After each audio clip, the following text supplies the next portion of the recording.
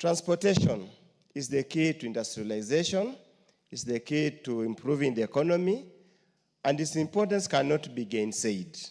Honorable Speaker, many of our so-called trunk roads, the international roads connect various regions and towns in this country, cannot really be constituted or be considered to be true roads in the true sense in what we see in the other countries. Honorable Speaker, it's such a shame that the road from Kisumu all the way to the border at Busia is literally a track. It cannot be called a road. Yet we pride ourselves that's the road to Great Lake region, to the entire all parts of the East and Central Africa. Honorable Speaker, the same applies to large chunks of the road between Eldoret and Malaba. It's therefore important that, as Honorable Faith has stated, that this country, the planners, all those who are involved, should move with speed and through other means, find ways and means of ensuring that these roads are dual. Honorable Speaker, if you travel many parts of this world, even small countries in Africa, all their major trunk roads are truly dual roads so that they move traffic, move goods fairly fast to where they are supposed to be. But Honorable Speaker, as we concentrate on the roads, allow me also to join Dr. Chanda. In many other parts of the country, actual road supplements transport. We have an untapped opportunity for purposes of railway. We could have moved much more goods, much more passengers, faster, safer, if we had continuously invested in the railway network. The last railway to be built was during the colonial time. The next has been during President Uhuru's time.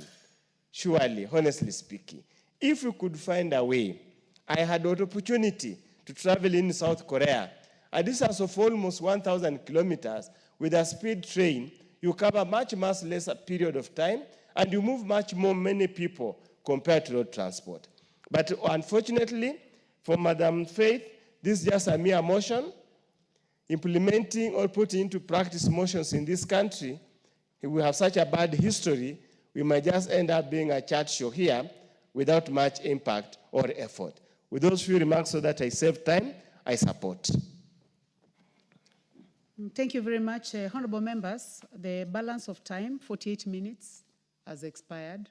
So this motion, I'm sorry, it comes to an end. I know a few of you had wanted to speak, like the Honorable Dr. Mutunga, the Honorable Dick Maungu, and those two. Sorry, you cannot. I would like now to call upon the mover to reply. Is the mover in the house? I understand that the mover is in another meeting, the Commissioner Faith Kitau. So that will be scheduled at another time by the House Business Committee. Next order. Order number 16, motion, implementation of the universal health coverage and of a policy on mandatory use of public health care facilities by public officers. Motion by the Honorable Sabina Chege, nominated member. I would like this to be scheduled at another time. Next order. Order number 17, motion, formulation of a regulatory framework on artificial intelligence in the country. This motion is by the Honorable Marianne Kitani, MP. Yes, we try to trace the Honorable Marianne because I've just seen her around. Honorable members, I would like to welcome students seated in the Speakers Gallery this morning, students from El Kejuado High School, Kajiado constituency in Kajiado County. You are welcome to the National Assembly to continue observing proceedings of the House. Honorable members, let's welcome them in our usual way. Thank you. Honorable members, in the absence of the Honorable Marianne Kitani, I order that this motion be scheduled at another time by the House Business Committee. Next order. Order number 18, motion, formulation of land use policy on zoning of land for agriculture and belt development. Honorable members, this motion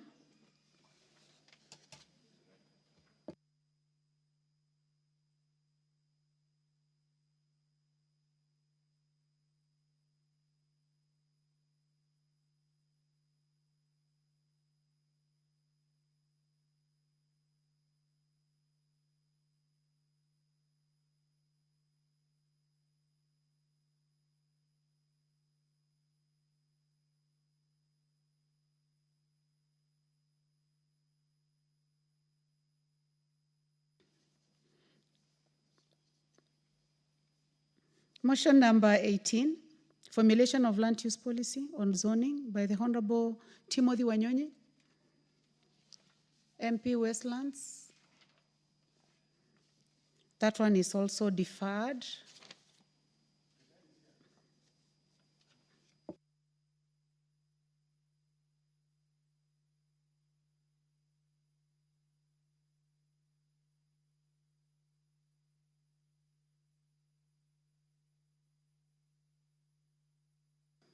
Honorable members, I would like to inquire from the Honorable Kitani. Please approach the table.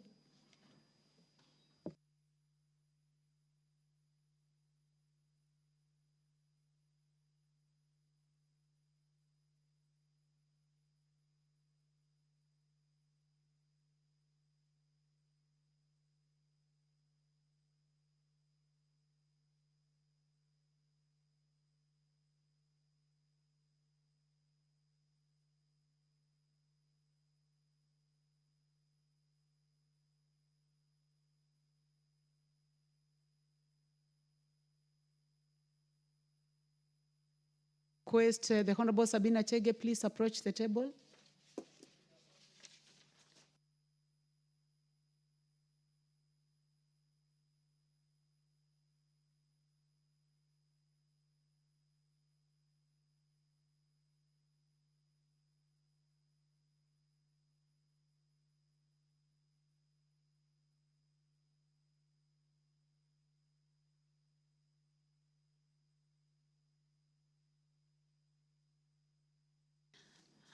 So I request the clerk to call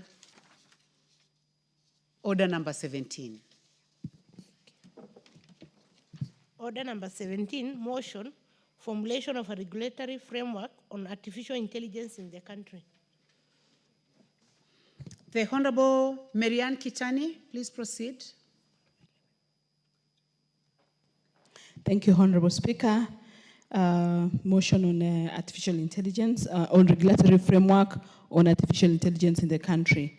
That aware that the world is rapidly embracing artificial intelligence, or AI, which is the use of a digital computer or computer-controlled robots to perform tasks commonly associated with the intelligent beings, and acknowledging that the 2022 Government Artificial Intelligence Readiness Index report ranked Kenya the 5th in Africa and 90th globally in readiness to adopt artificial intelligence, further acknowledging that the Oxford Insight Survey 2022 pegged Kenya's readiness to adopt AI at 40.3%, and appreciating that AI, or artificial intelligence, has brought forth positive benefits that have increased efficiency in different sectors such as healthcare, manufacturing, and robotics, and concerned that the exponential rate at which the artificial intelligence is being embraced in the society without proper regulatory mechanisms has caused various negative consequences, such as rising cases of disinformation and fake news, and noting that there is need to protect Kenyans from potential AI-instigated harms, such as privacy breaches, AI-powered fake technology algorithms, algorithmic discrimination, autonomous weapons, job displacement and economic inequality, social manipulation and misinformation, financial market manipulation, and privacy invasion, Now, therefore, this House urges the government, through the Ministry of Information, Communication and Digital Economy, to 1, formulate a regulatory framework and ethical guidelines for implementation of artificial intelligence, or AI, in the country to control its potential use, and 2, develop and execute public awareness programs on artificial intelligence to raise understanding of artificial intelligence, fostering transparency and promoting responsible use of AI for the benefit of all. Thank you, Honorable Speaker. She should have.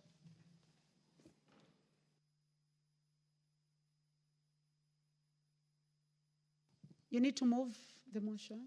Do you have a seconder? Okay. I'll ask Honorable Maungo to second.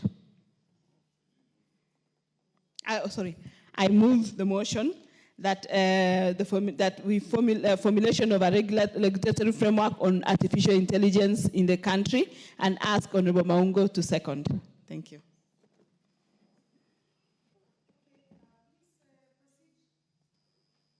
Proceed to second the motion.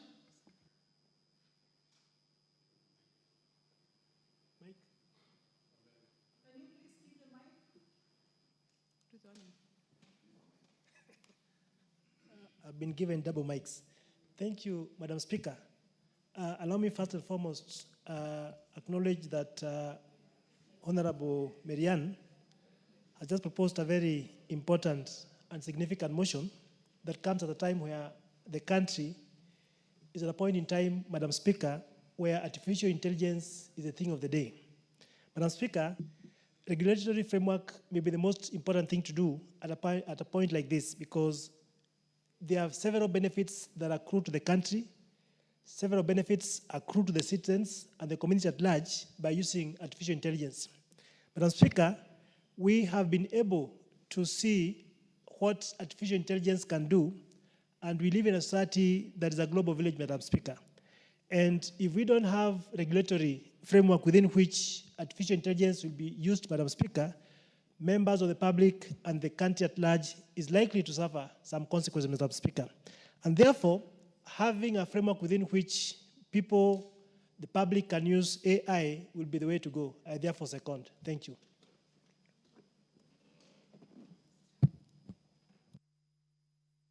Thank you. Thank you very much, Member for Luanda. Honorable members, I now propose a question. That aware that the world is rapidly embracing artificial intelligence, which is the use of digital computer or computer-controlled robots to perform tasks commonly associated with intelligent beings. Acknowledging that in 2022, Government Artificial Intelligence Readiness Index report ranked Kenya 5th in Africa and 90th globally in readiness to adopt artificial intelligence. Further acknowledging that Oxford Insights Survey 2022 pegged Kenya's readiness to adopt AI at 40.3%, appreciating that AI has brought forth positive benefits that have increased efficiency in different sectors such as healthcare, manufacturing, and robotics, concerned that exponential rate at which artificial intelligence is being embraced in the society without proper regulation mechanisms has caused various negative consequences, such as rising cases of disinformation and fake news, noting that there is need to protect Kenyans from the potential AI-instigated harm, such as privacy breaches, AI-powered fake technology algorithms, algorithmic discrimination, autonomous weapons, job displacement and economic inequality, social manipulation and misinformation, financial market manipulation, and privacy invasion. Now, therefore, this House urges the government, through the Ministry of Information, Communication and Digital Economy, to 1, formulate a regulation framework and ethical guidelines for implementation of artificial intelligence in the country to control its potential misuse, and 2, develop and execute a public awareness program of artificial intelligence to raise understanding of AI foster transparency, and promote responsible use of AI for the benefit of all.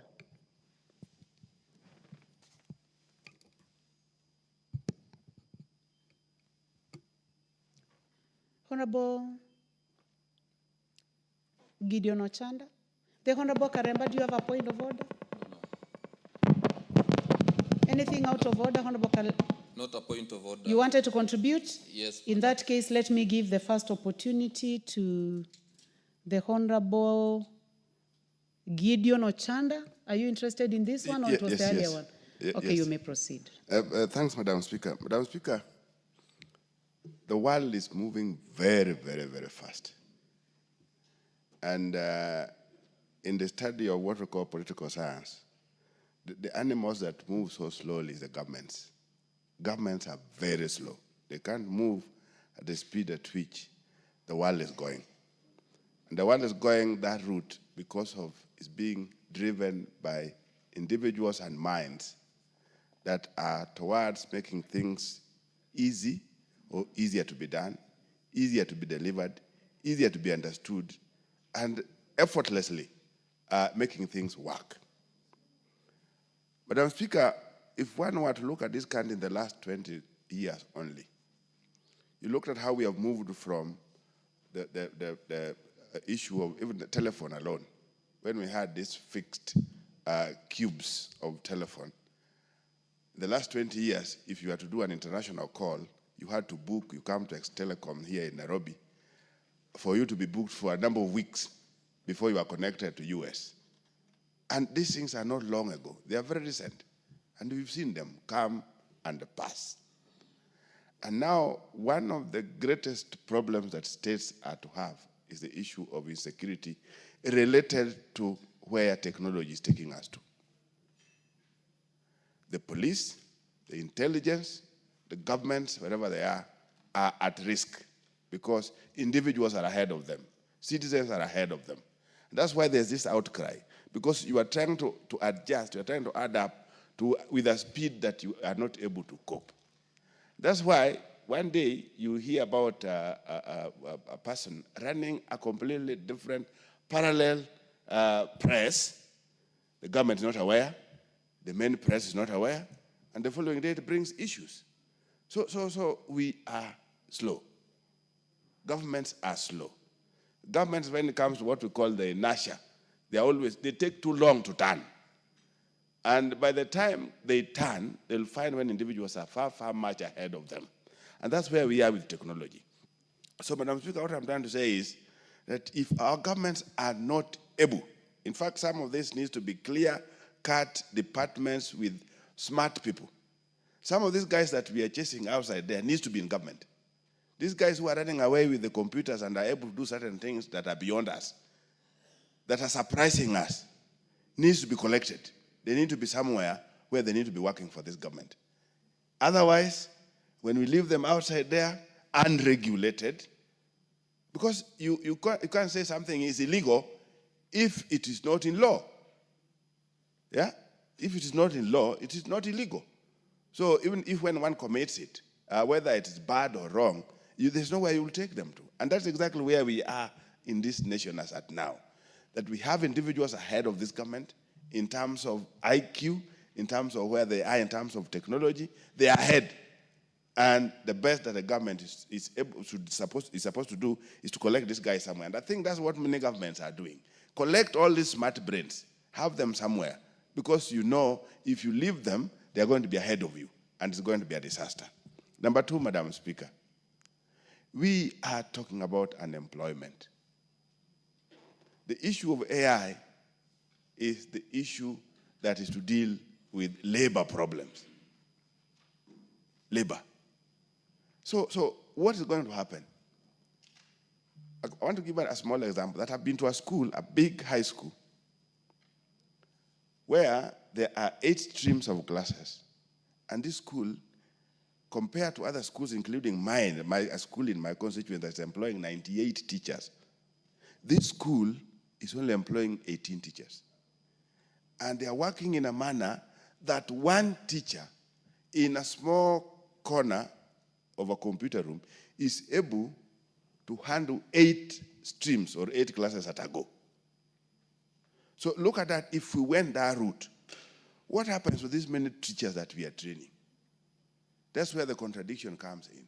What happens to these thousands of people that we are training? This government has done very well, particularly in terms of recruitment of teachers. We are above 70,000 people teachers that have been recruited. Those that have not been recruited are still in their thousands. Those that are in colleges are in their thousands. Universities alone are churning not less than 100,000 people or students each year. Funny, Madam Speaker, you know, when I finished the university, my first degree, we were only 2,019 people in the whole country. And this is not long ago. Now we are churning out over 100,000 in 1 year. Where are they going to? So while we look at that in terms of the amount of labor that we are likely to churn out for work, compare that with where we are moving towards the issue of AI, and many are not still looking at this, we are likely to be in crazy situations. That's where there's this thing that I was talking, that Ketan talked about, the issue of awareness. What is it that we need to put forward as governments, as people? Are we able to prepare our people that, no, let them look out? They are likely going to be out of jobs. There will be no jobs for them. Why? Because of AI. AI, why? Because we can't avoid it, is where the world is going to.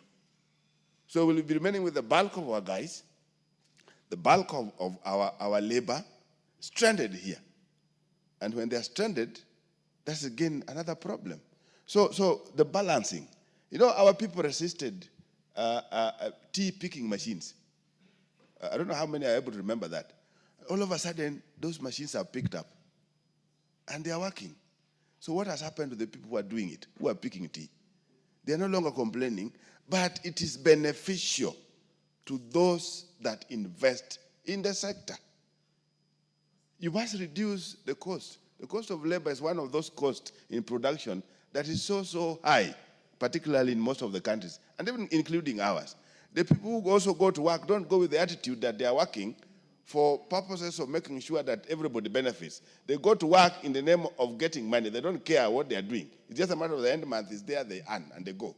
So by the end of the day, if a potential employer or any other employer anywhere else realizes that they have alternatives to that labor, they'll definitely pick it. So as a country, as a people, we must be very, very careful moving forward. AI is a must. And if we don't do it, if we don't regulate it, it's going to run ahead of us. It's going to run ahead of the government. People are going to do it. And already they are experimenting. Some countries are delivering, I think, blood and all that with the robots in the country. So what happens if Lamu has robots, Busia has robots, and all of them are in the air, running helter-skelter everywhere else without any regulation, without any kind of commands? So I want to believe, Madam Speaker, this is apt. The motion is apt, and the government must look at it. Even when they look at it in terms of how motions are implementable or not, it gives the government a warning that there's something that must be done. Thank you, Madam Speaker.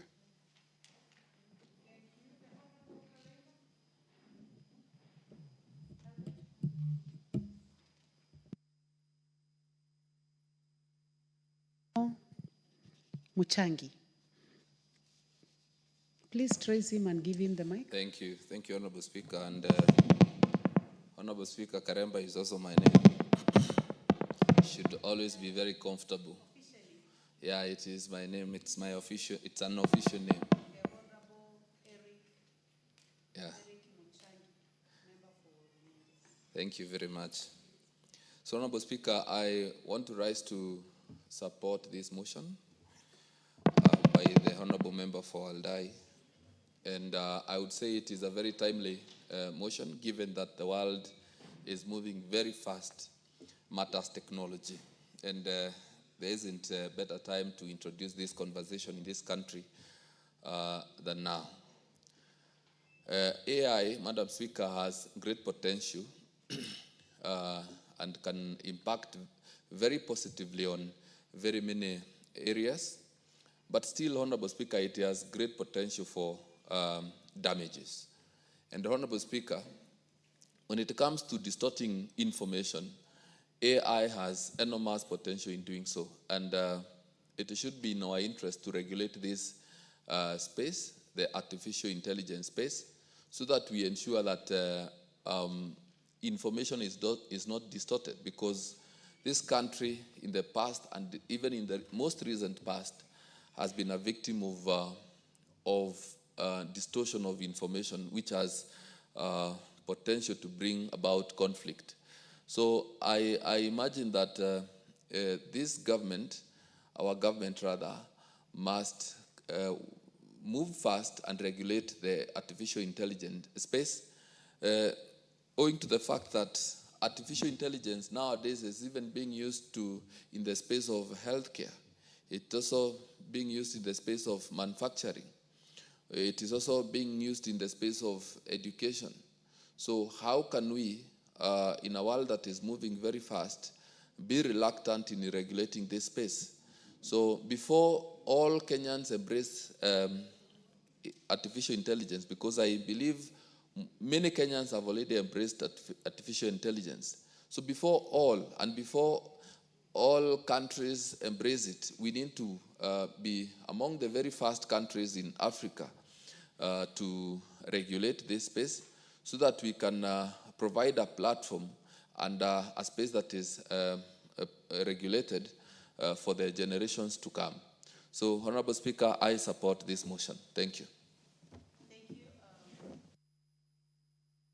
The Honorable Stephen Mugaka, member for West Mogirango.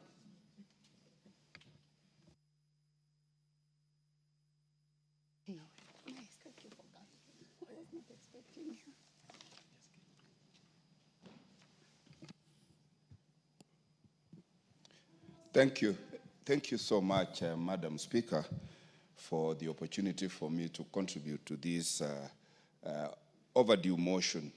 And I want to thank the Honorable Marian Kitani for this focus, forethought, and for waking up the country to the reality of life now and going forward.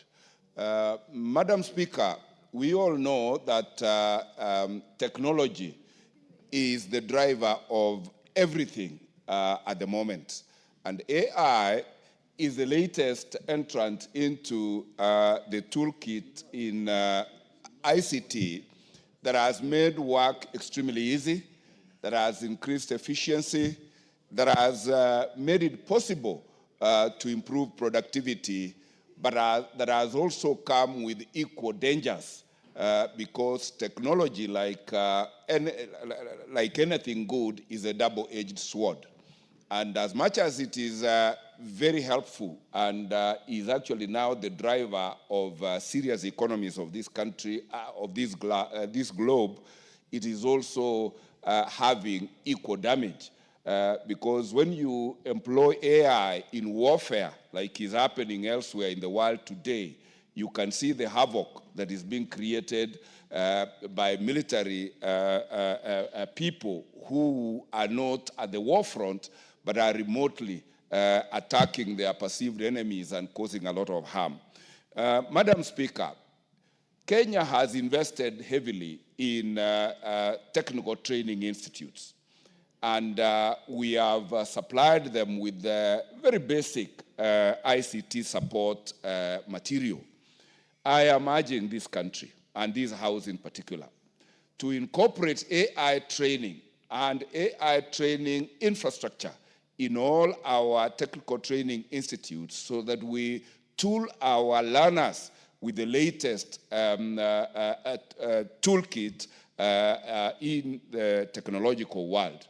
Because I'm aware that with AI, the practice of all professions, call it medicine, call it law, call it architecture, has been completely revolutionized. I do remember, Madam Speaker, courtesy of the COVID-19, as a practicing lawyer, we didn't know where we would have gone if our judicial system had not automated, so that we were able to practice law from our houses, practice law from our home, present witnesses from where they are rather than having to transport them to courts and expose them to COVID-19. And I'm happy that we did those basic steps out of total necessity. Now, we are aware it is either you embrace AI or you are aged out of whatever market or business that you are in. It is my humble prayer that in the budgets going forward, we must start with a policy framework of how to embrace AI and maximize its utility so that we release a lot of man hours of people traveling on the roads to workplaces, of sitting in the offices waiting for a colleague to bring a key to open so that you access your working material, so that we can release as much labor or man hours as possible to alternative economic employment. In other words, Madam Speaker, I am saying what machine can do, let not man bother to struggle to do, because machines are efficient, impossible to interfere with, incorruptible, and therefore this is the direction this country should go. Looking at the budget we have in the education sector, for instance, Madam Speaker, where we are told that even with that budget, other children in this country are still learning under trees.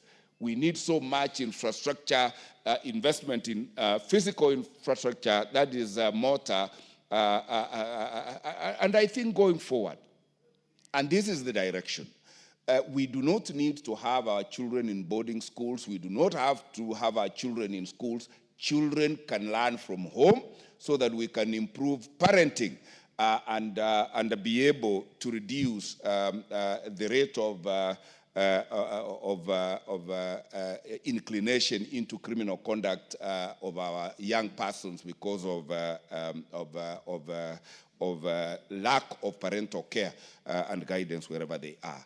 And I want to plead that our ICT ministry wakes up and draws a policy framework that this House should debate, discuss, approve, and then inculcate, create a very deliberate learning program for all sectors, both private and public sector, so that as a country, we embrace technology, we embrace AI, we exploit the advantages of that AI and be able to be an industrial giant in a very short while. And as we do that, we urge the engineers in this sector to be very candid with the country on the dangers associated with the use of that technology so that we build up firewalls, we build up regulatory mechanisms to ensure that what is so good when used badly does not become extremely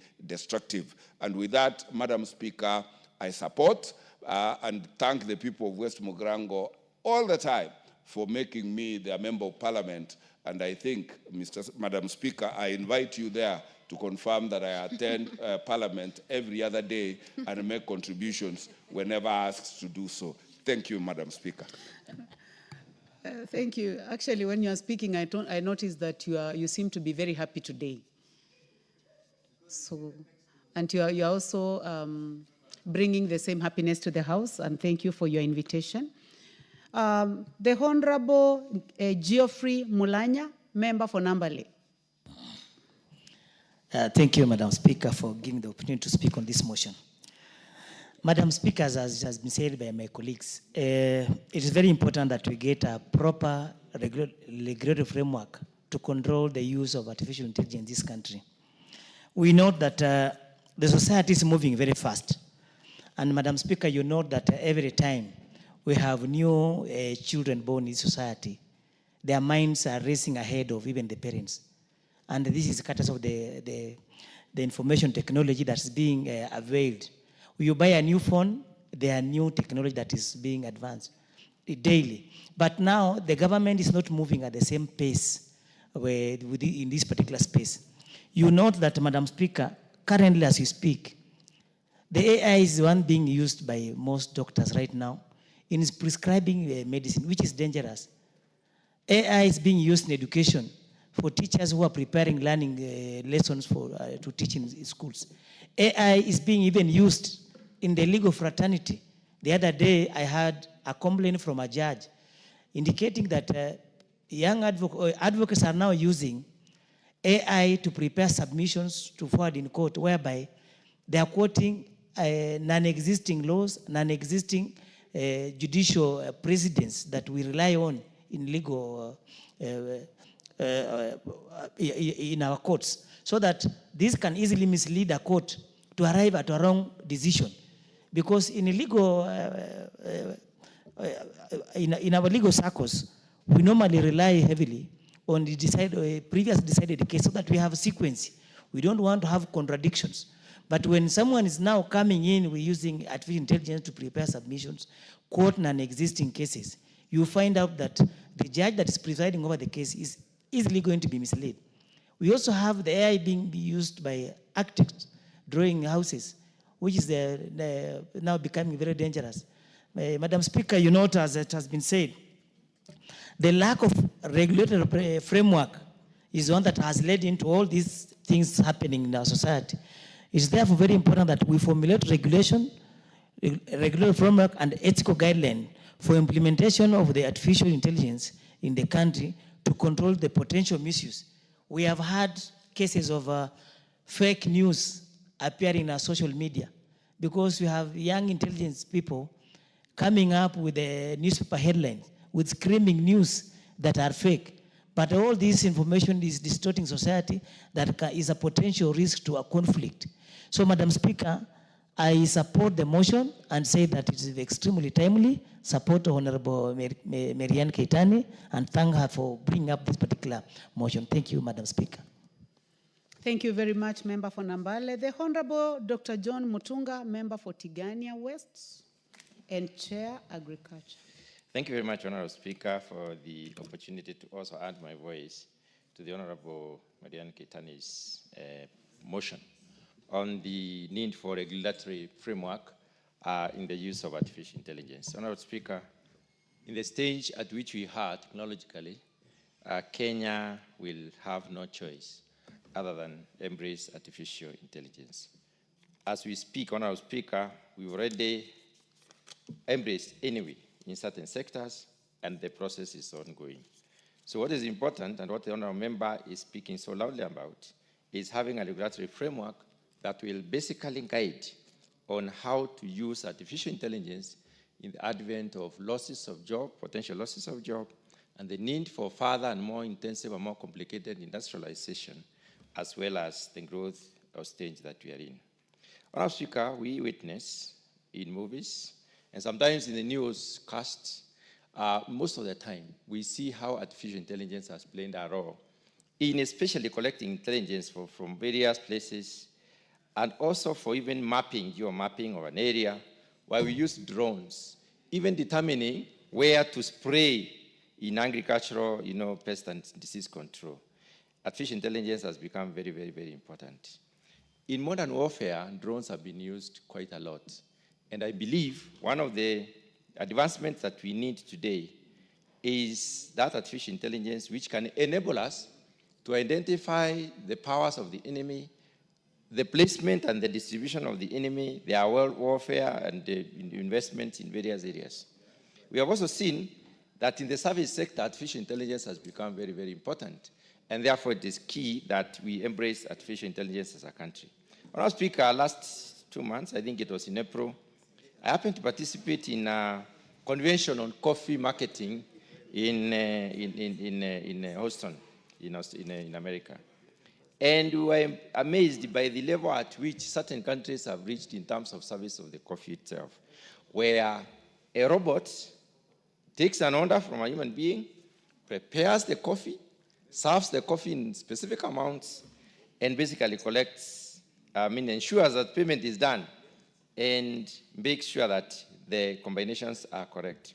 So there is need for us to focus on how do we then embrace artificial intelligence, even as the knowledge permeates across the board. So it's a must that the country must embrace, but embraces in a systematic manner and in a manner that we are able to contain the user. Our Speaker, regulation is important. We need to discern which areas should we actually allow or control, what measures of control should we take when it comes to use of artificial intelligence?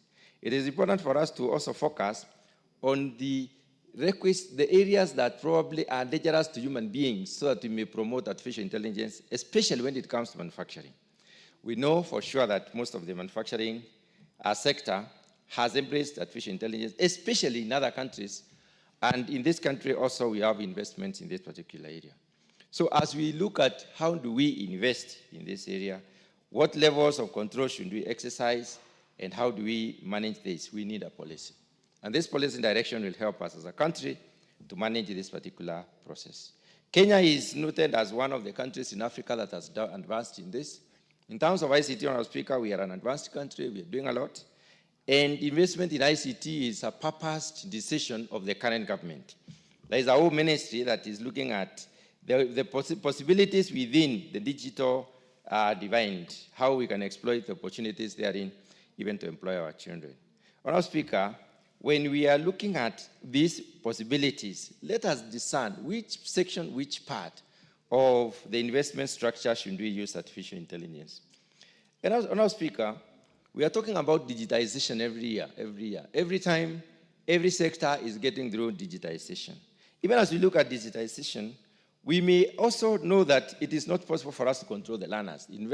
Research has to go on in various areas of ICT. We have to have our learners trying out options and possibilities. We know in the process of trying out options and possibilities, innovations in this country have been born, and they are born fruits, and they have really created a lot of employment, especially the M-Pesa, for instance, innovation. There are very many other innovations that have come by. There may be innovations that will also replace the possible job losses. So we need to allow research to continue, but in containment, to the extent that we need to be able to know which area is being focused on and what are the possible findings that we are looking at. Honorable Speaker, there's a lot of disinformation, especially in this country, and this disinformation is a lot more propagated through the media and through the social media. Social media has embraced sufficient use of ICT. And that being the case, how can we also use artificial intelligence to enhance verification of the information that goes out? Honorable Speaker, as we move on, and even as we look at the court process where the burden of proof must be, must go on through to whatever extent, we are looking at a future where there are possibilities that people will say, using drones, we are able to collect this information. But we need to control this particular use of artificial intelligence to the extent that, because we know what we put in is what generates an output. And therefore, we need to be able to control how we use these options, as it were. There are several possibilities that are important for us. First of all, containment of the news and news content. It is very important for us to know what kind of artificial intelligence was used to collect what news, and whether there are possibilities before release of such news. If we do not contain this, then we are likely to be finding ourselves in cases where a proof has not been given and there has been sufficient circulation, which may mislead most of the Kenyans. The other issue is the control of associated onslaughts or the areas where we have embraced artificial intelligence.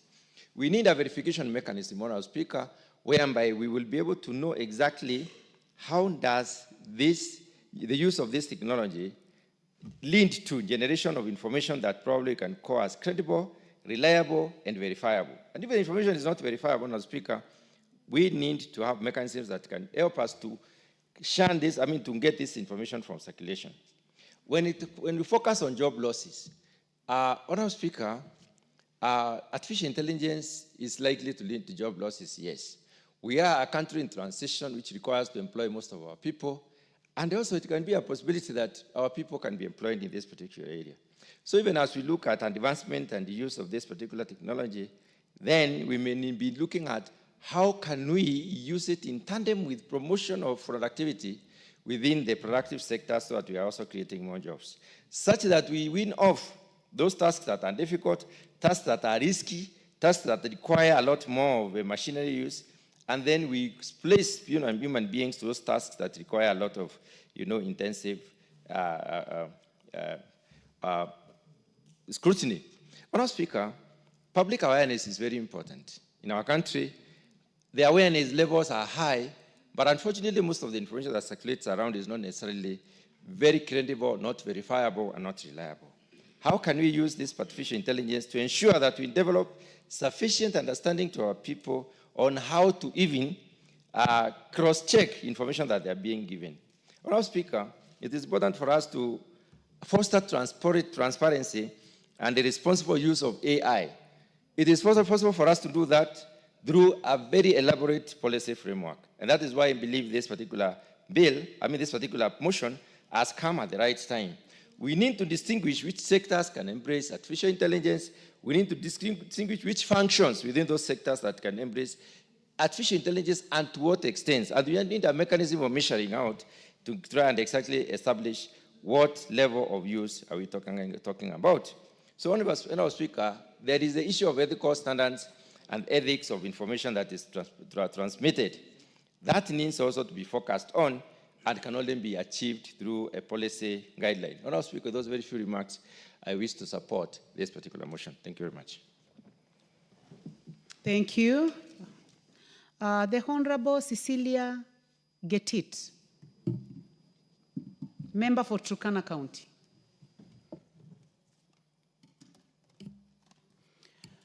Thank you, Madam Speaker, for giving me this opportunity to contribute to this good motion by my colleague, Honorable Keitany.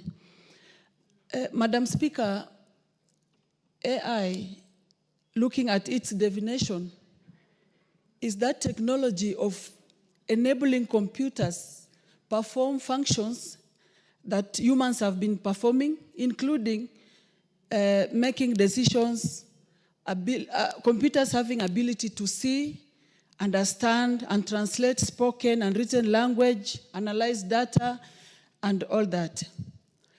Therefore, Madam Speaker, there are ethical concerns that come along with this. If we don't regulate that space, how safe are we in terms of our privacy, in terms of safety of our data, the security, and the potential impact on human autonomy, necessitating responsible governance and regulation, Madam Speaker. The AI has both advantages and disadvantages, Madam Speaker. And of course, in terms of regulating, we need to focus on the disadvantages so that this space is regulated to give us more benefits than disadvantages, Madam Speaker. In Kenya now, our young people are looking for jobs. If AI is embraced fully, 100%, that means our people will lose jobs. And those that want jobs will now have no future of getting jobs, Madam Speaker. So there is need to have a regulation where there is some percentage of AI being embraced, not 100%, to make our people lose jobs, Madam Speaker. Then there is the security risk, Madam Speaker, the cyber attacks. The AI depends on data mostly, the research data. If we don't regulate the space, our data can be at risk. So I think as a country, before embracing this, we really need to have very serious regulations, Madam Speaker, that will address ethical concerns like biases and discrimination, security risks, and then high development and implementation costs, Madam Speaker. This needs very massive and serious investment in terms of infrastructure, research, and all that. So it's not something we can just rush into without really having very serious regulations, Madam Speaker. And then there is the risk of a reliance of the humans now on these computer things, Madam Speaker. I think AI will need to be regulated.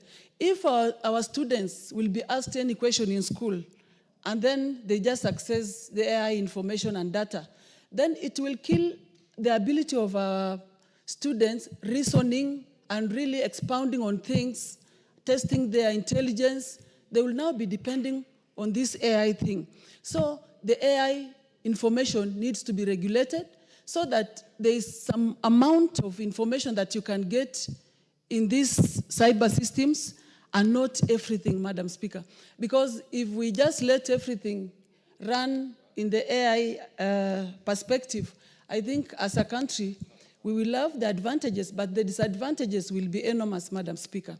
So I want to thank Honorable colleague who brought this motion. There is need to regulate this before embracing it. There is need to really dig deeper into its advantages, disadvantages, and then now regulate the disadvantages so that the impact will be positive and not negative, Madam Speaker.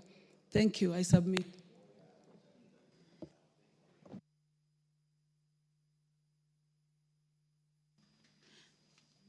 The Honorable Joseph Dena, nominated member. Please trace the Honorable Dena from my right. Thank you, Madam Speaker. I stand to support my colleague. I call her Maria Antoinette. First, we have, it is good that we cannot stop an idea whose time has come. AI is here now and it has come and it will not stop. That is the idea when mobile phones came, and now we have seen the revolutionaries of the mobile phones. But I will want to state on three things, three aspects of it. First is education. The other day, I think Friday, we were with the Minister of Information in Mazeras for the innovation. And we could be able to see they're already using AI. By 7 o'clock, by 8 o'clock, somebody had made 10,000. So it is about wealth creation. Number two, it's AI now is on health. They can be able to tell your blood sample, everything about you in terms of using the AI, even without your knowledge. That I tend to support the regulation into this. The advantages are there, the time has come, but yet at the same time, we have to put the regulation to guide us. Third thing, it's on security, which is key. We can see now in Iran what is happening in Iran and Israel. Somebody you cannot see, somebody you cannot hear, somebody you cannot even have face. There is no plane. And now everybody is going into drone. Security is a key component in any country. If we cannot be able to regularize the AI policy, then we are going to fall into a big problem. So we come to agriculture. Right now, there are drones that are feeding and able to tell the amount of fertilizer, the amount of acreage production, which will determine the food production of a country. And if we look into these things, they are key components of the future of a country. So I tend to support this motion because it is a key component in our life in which we live in. As much as it's good, but we have to be able to create a framework that we can be able to guide the AI in this country. So, Madam Speaker, I tend to support the motion, and I thank my colleague for bringing it up. Thank you. Thank you. The Honorable Joseph Cherorot, member for Kipkelion East. Thank you, Madam Speaker, for giving me this time in order to support the motion brought by the Member of Parliament from Aldai, Marianne. Madam Speaker, this motion actually has, I can say that it has even delayed because of whatever is going on around our country.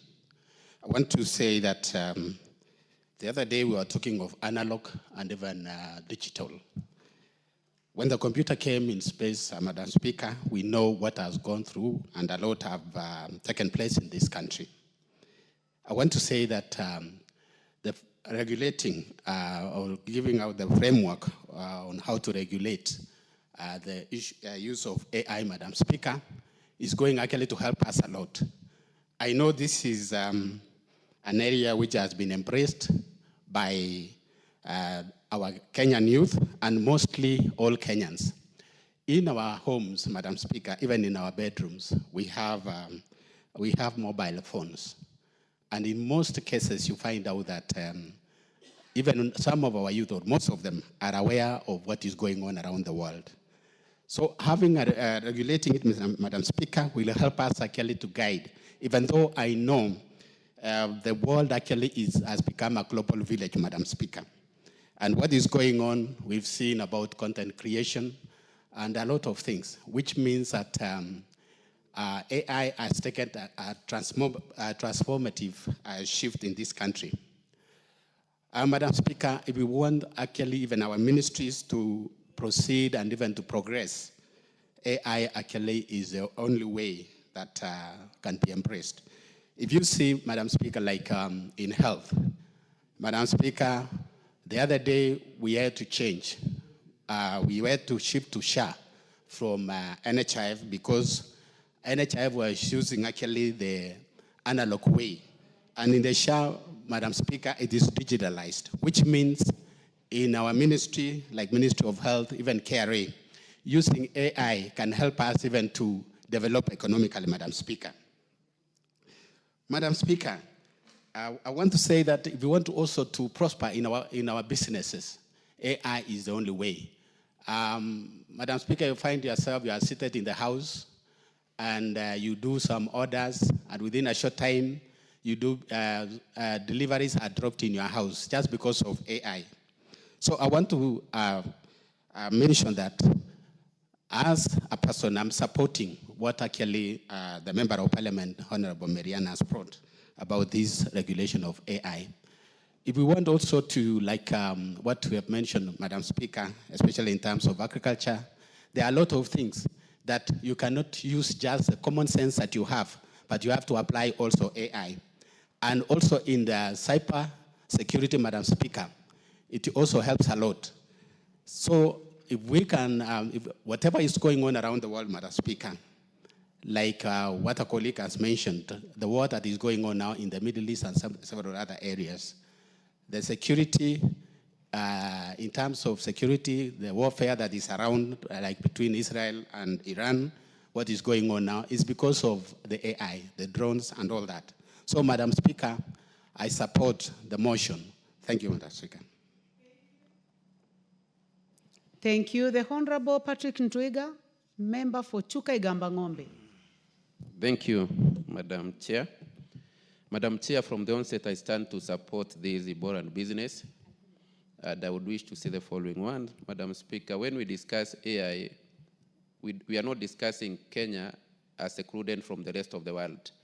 So if we continue saying as a country that we want to avoid AI to protect the jobs of our children, we need to know that it's not us who will use AI. AI will be used by the same children. And the rest of the world won't prevent the rest of the world from evolving in AI because Kenya is not prepared. So our lack of preparedness does not tell what the world will do. So, Madam Chair, we really need a regulation because we have a young generation. I like what one of our colleagues from the Ugandan parliament said, that being born in Kenya, it's like being in Form 6 in Uganda. We have a generation that is so quick to learn. Yesterday, I looked at and I wish first to say sorry for what happened yesterday about that man who was shot. And within, we not even know tell you who, because within that minute, they had created so many faces. They will say, is this one who has been shot? Is this one who has been shot? He is from here. So we had like 10 or 20 people, images that had already been created online on who had been shot, which can really bring chaos and confusion. About the policeman who did what, we had almost a face immediately, after 2 minutes, another one. So we really need a regulation because you can't control that. We can't say now that will prevent young people from using AI or artificial intelligence because it's the next frontier of development in the world. So we can't close ourselves inside the country and be afraid of what is coming because AI is here with us. And the most important thing as a country is to be prepared. And the best preparedness for this house, as a house that makes laws, is to have a law that will guide artificial intelligence and its use in the country. Thank you, Madam Speaker. I support. Thank you very much. The Honorable Kenyan, member for Thank you, Madam Speaker. Elders. I don't know why I left my card.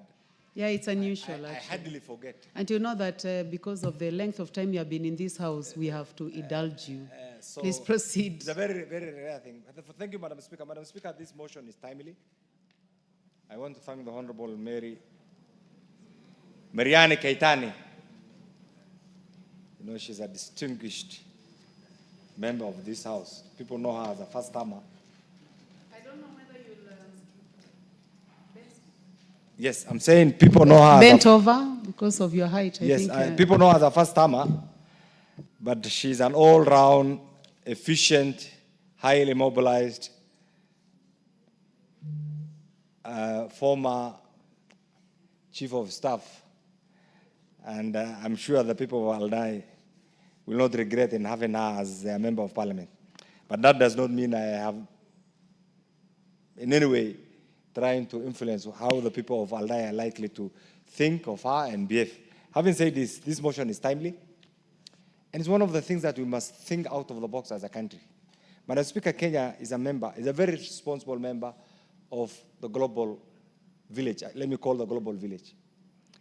And equally, Kenya is a very resourceful, committed member of the African continent.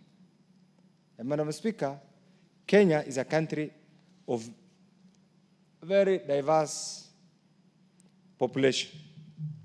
One of the things that we must pride in, recently we were voted as the best in human resource capital by the UN. Madam Speaker, that tag is so important, not only to our diaspora community, but it takes our education system to another level. Madam Speaker, this is why, notwithstanding the different provisions in the current progressive constitution, we must also think out of the box. How do we think out of the box?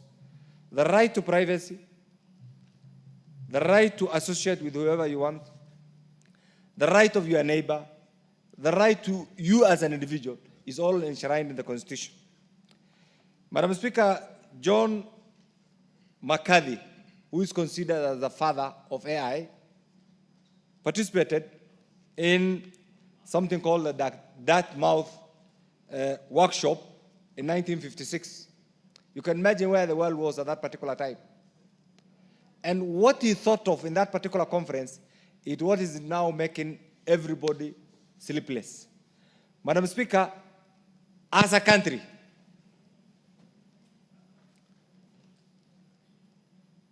you can see there is a serious change of guard. I like the way it's organized. It's really organized. I'm sure that is one thing that other institutions should also emulate. Well structured.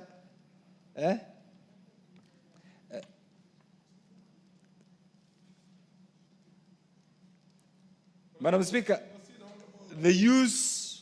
those who invented the use of computers were not competing with Almighty. Almighty God has created the human beings, the animal beings, and the angels. In my religion, the human being has been given two distinctive abilities. The right to think, that is why God says, God gives you an opportunity to discern what is good and what is right. And you as an individual, you are in a position to either go astray and follow the wrong or follow the right. And one of the things that mankind has done is to be innovative enough, to be creative enough, and use computer. Madam Speaker, what this bill, and I get this, what this motion attempts to do is to, first of all, to acknowledge that we are in the era of AI. This is the first thing. The second thing that this motion attempts to acknowledge is that there is need to have a friendly, institutional-driven framework that will allow the user of the AI not to infringe on the rights of others. And this is why all of us are believers in our Constitution. We accept that we have a Constitution. And that is our supreme law in the Republic of Kenya. Within that constitution, people are allowed the right to belong to the religion of your choice, the right to associate with whoever you want, as long as you don't infringe the rights of the other person. So what this motion is trying to do is, first of all, to create public awareness. Are Kenyans aware of the AI presence in their midst? Are Kenyans aware of the use, both the advantages and the disadvantages of AI? Mr. Speaker, in the current modern day Kenya, Mr. Speaker, the use of AI has greatly, the unregulated use, let me say this, of AI has greatly caused public disturbances, Mr. Speaker, serious security challenges, and Mr. Speaker, to some extent,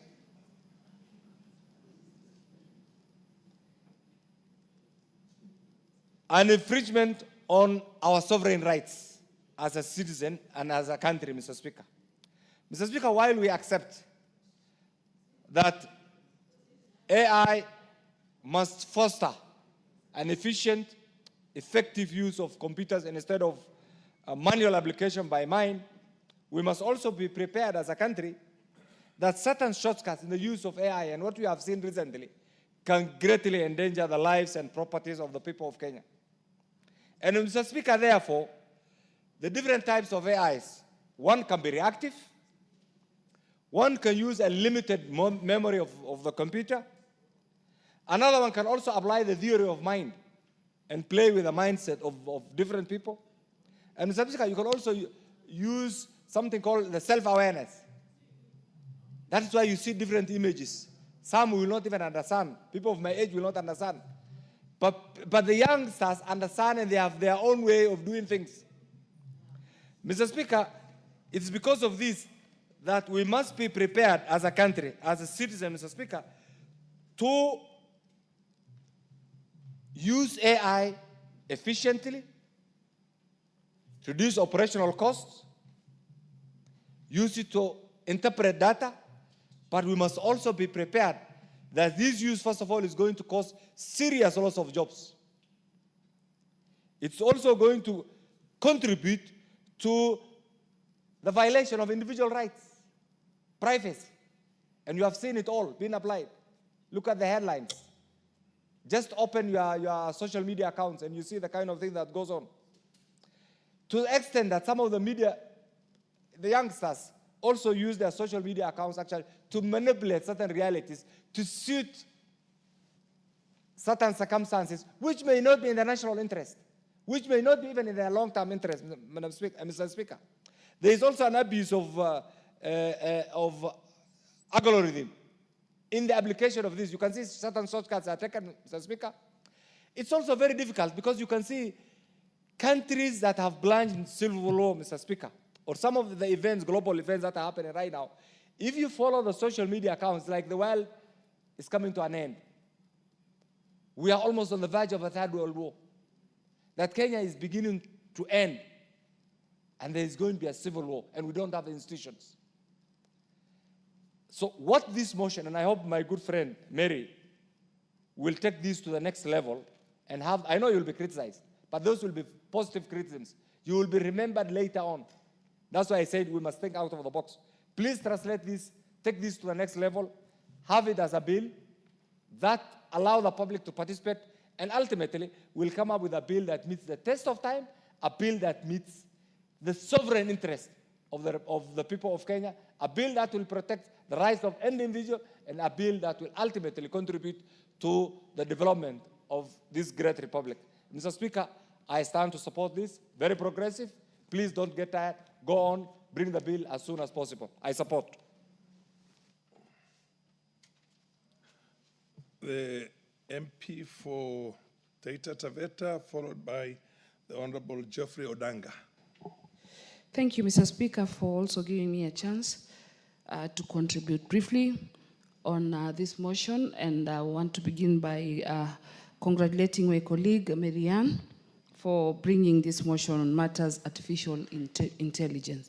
And Mr. Speaker, from the onset, I want to say that the world is revolving and it continues to regulate it. We have to control so that we benefit from it. And Mr. Speaker, I want to say that a lot is being done by AI, like so many things. You get surprised at times you go for shopping and Mr. Speaker, you have your Visa card in the pocket and you just get close to the counter and tap it and everything is sorted. You know, money is removed from your card and you've already settled your bills. And that is the work of AI. At times you pay for parking and when you're driving your car, before you get to the gates are opening. All that is AI.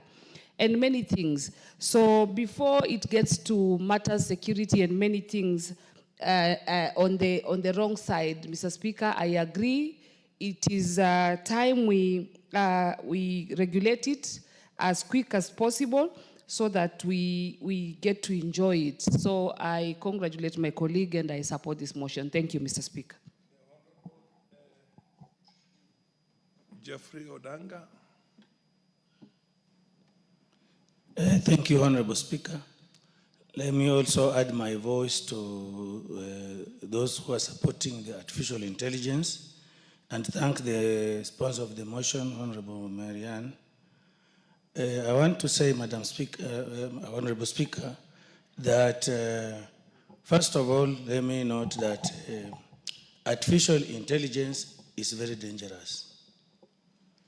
It is very dangerous if it is left to run and control itself.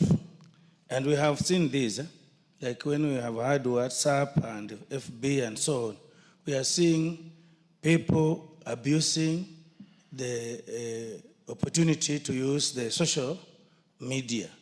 So we need to take up this very quickly and fast enough so that it is regulated and controlled. The truth is that AI has already taken the world by storm.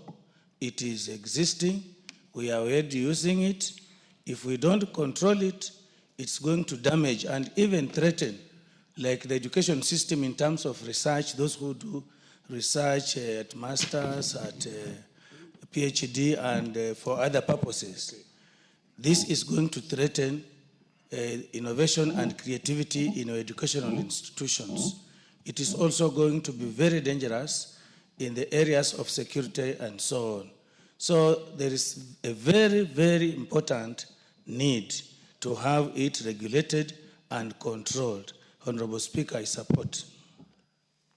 The Honorable Member for Turkana North, Paul Ekwam. Proceed. Thank you, Mr. Speaker. I rise to support this motion by Honorable Marianne. Mr. Speaker, whereas we celebrate AI,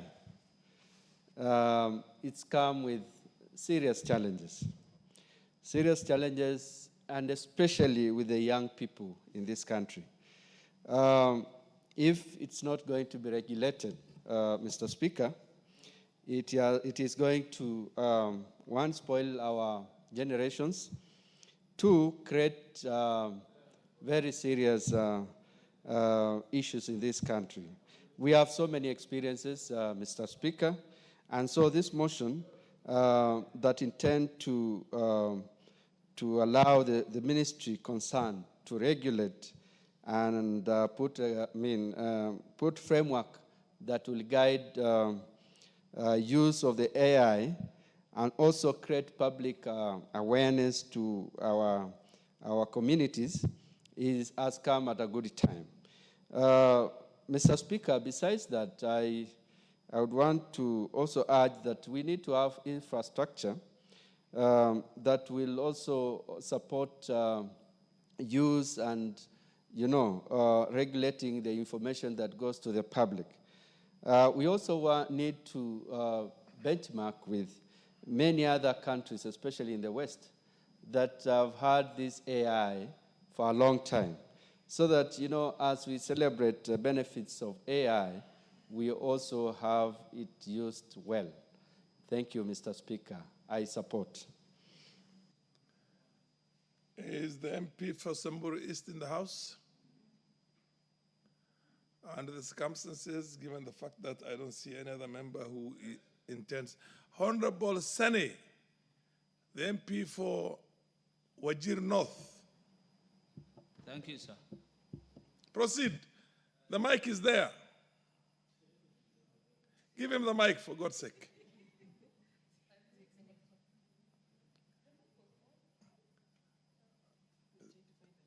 Sene, what did you do to the mic? It was on until you started. You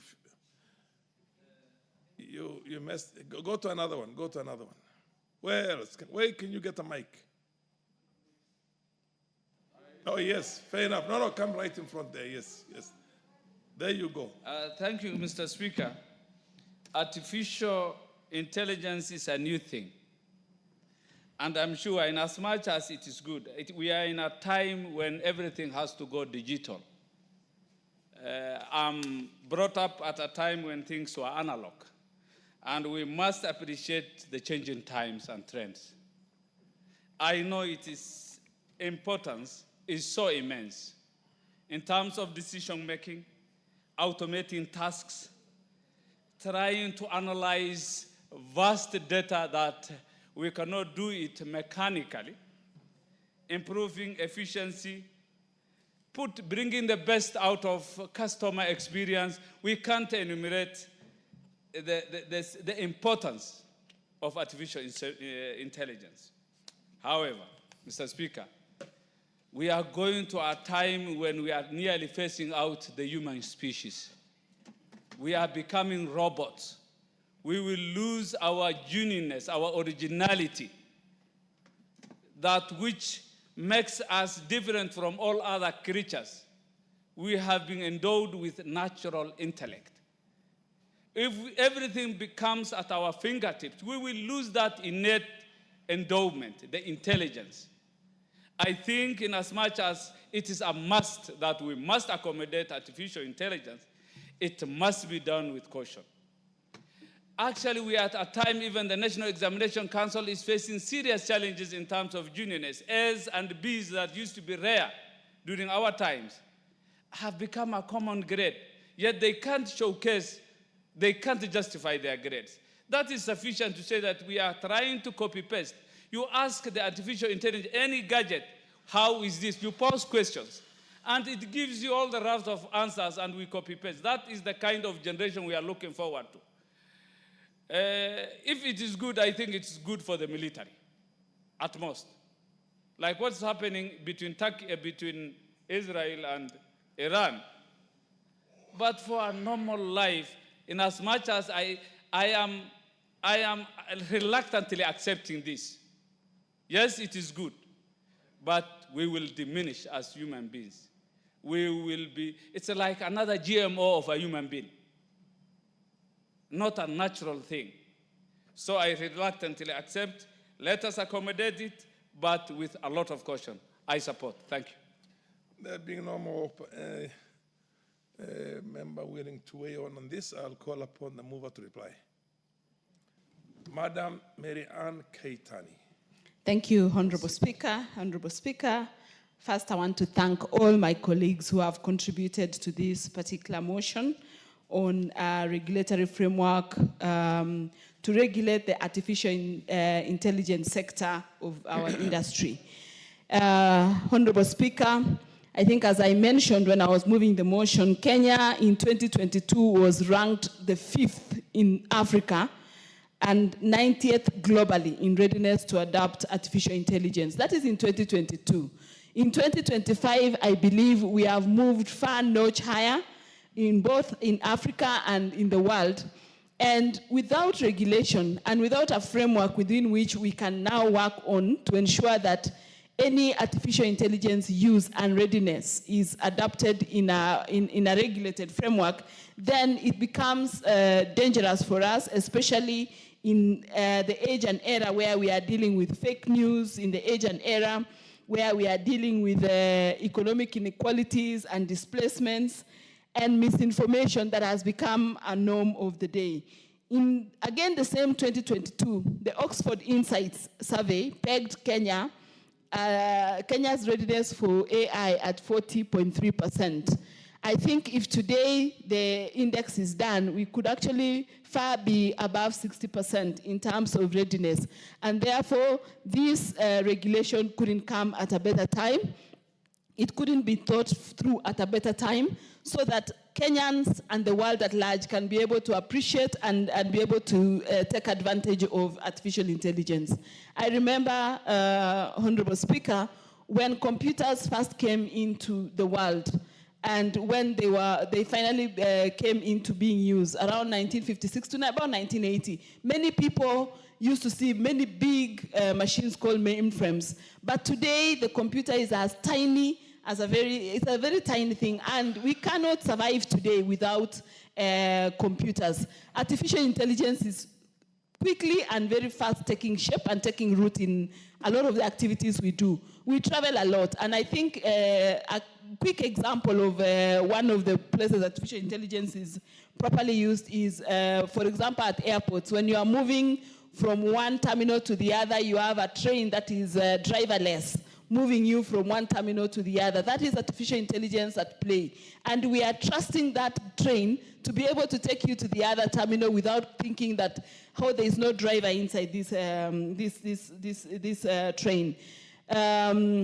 And so many other technologies. Medicine, today you don't have to go or travel long distances to get very good medical attention. Within the comfort of your home, your country, you can be able to get access to the best doctors, the best medication through artificial intelligence. I can't mention all sectors because every sector of our economy and every sector of our lives is actually now being taken over by artificial intelligence. And we need to appreciate that as a country, as Kenya, we cannot be left behind. We cannot close ourselves out of artificial intelligence. We must be with it, and we must be with the society, and we must move on. And for us to do that, so that it is not misused, I think the formulation of this framework or regulation is very important in this sector. So, Honorable Speaker, I beg to reply. Thank you.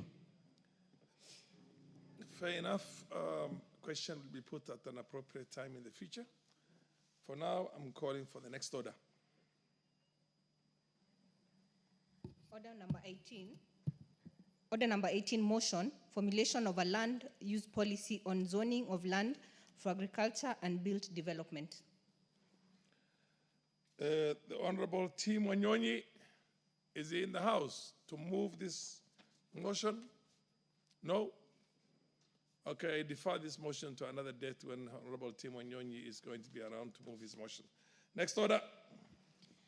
Order number 19, formulation of a reward scheme for accomplishments by sports persons in international competitions. Where is the Honorable Charles Ngusia to move this motion, private member's motion? He's not in the House? Fair enough. I direct that this motion be put on the order paper on an appropriate Wednesday when the Honorable Ngusia can move this private member's motion. Next order. Order number 20, motion, allocation of help funds to support students enrolled at the Kenya Medical Training College. The Honorable Shuria was around this morning.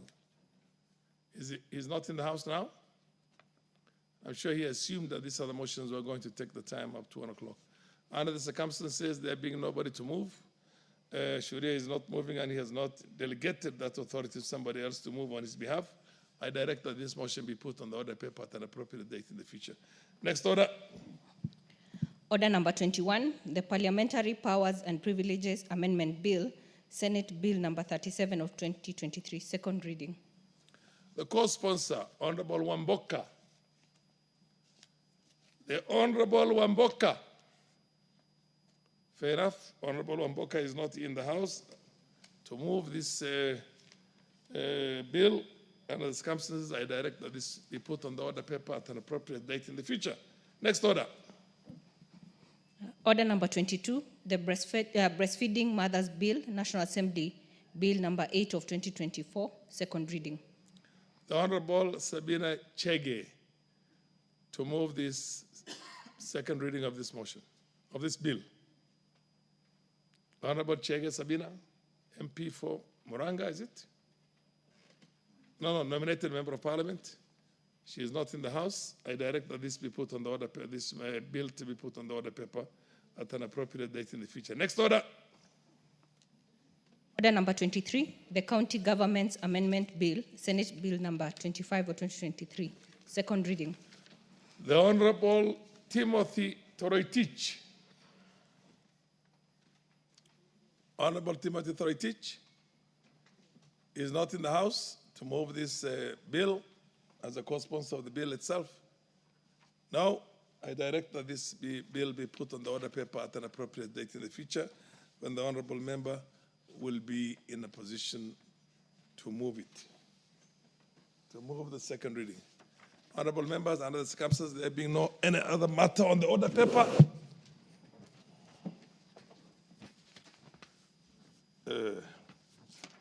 honorable members, the time being 12:30, 12:31 actually to be precise, p.m., this House stands adjourned until today, Wednesday, the 18th of June, 2025 at 2:30 p.m.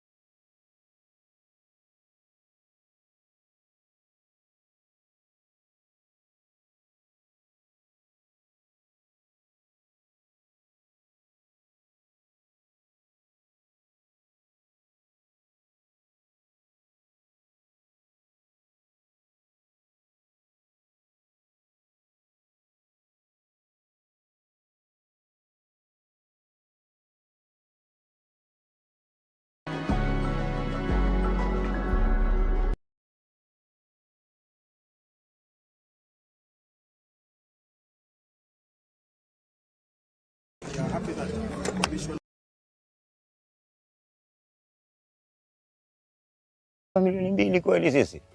Sikuwa naamini. Lakini baada ya kupitia hiyo process, tulipokuja kufikia sasa pale tunatakana tufundishwe, ndio tuambiwe pesa imeingia. Hata wanachama wote, yani kama siku ilikuwa ni sherehe kwa kila mtu. Sababu tuliona serikali kweli imetutambua na imeona kuna umuhimu wa kutufanya. Kwa hivyo ni pongezi langu kubwa ni kwa Wizara ya Blue Economy, Kenya Fisheries na serikali yote kwa jumla. Kama tutaendelea na approaches za kuangalia jamii kwa kiwango kidogo kile tunaweza. Na kama kuna ufadhili mwingine unaweza patikana, changamoto huwa hazikosekani. Lakini tukienda hand in hand, mkono kwa mkono hivi, kama vile hivi Kemsfed. Kwanza Kemsfed mimi nashukuru na kitu kimoja. Huu mradi ulikuja kwa sababu ya umenifurahisha na kitu kimoja. Si ule mradi unapewa pesa alafu unaachwa. Ni mradi unafundishwa alafu ndio upewe pesa. Na baada ya kupewa ile pesa wanakufuatilizia waone pale una changamoto wakusaidie. Pale unaona hata marketing. Sasa hivi tuko kwenye process wanatuambia watatusaidia katika marketing. Production yetu ikiwa kubwa watatusaidia hata tupeleke nje. So unaona yani ni kongole kwao sana. Sababu si kitu ya kawaida mtu wa chini kusaidika hivyo. Sisi tumeona kwetu yani ni big time sana. Na tumeshukuru sana kwa hilo. Na tunapongeza na tunaomba yani Mungu ajalie niendelee hivyo hivyo. We are going to spend 10 billion shillings on this program. And I have given a directive that it must be on items that are beneficial to blue economy.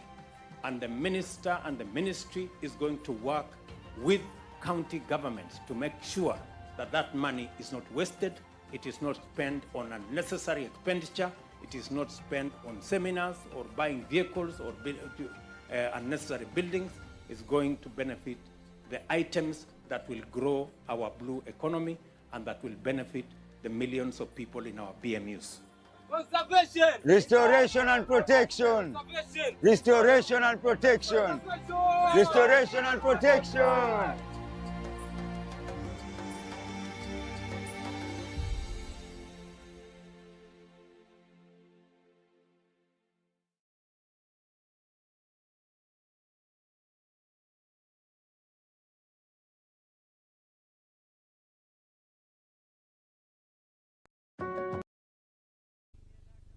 For spatial data infrastructure.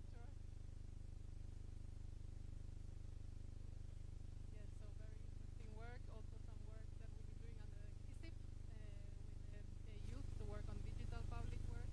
For them to collect data in the informal settlements to inform the project.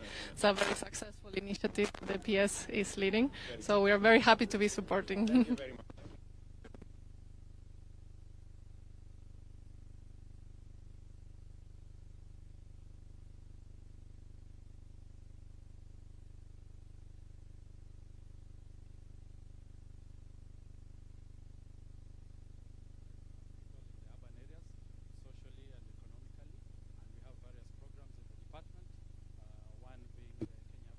Program where we are supporting our municipalities and urban areas to provide infrastructure and set up their governance structures. And this is also the home of your legacy markets project, whereby we're implementing. Oh, yeah. Yes. Yes. The ESPs, modern markets. Yes, sir. That, Your Excellency, the last program is on building climate resilience with the urban poor, which you launched during the African Climate Summits in Nairobi, and you're progressing. We have invited 20 African countries to be part of the piloting of the program, and we are moving on in that progress. Thank you.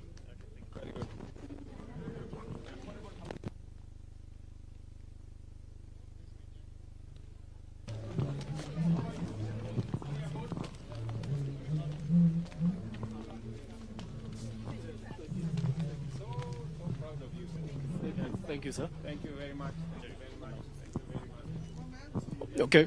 You people are changing Kenya. Yes, Your Excellency.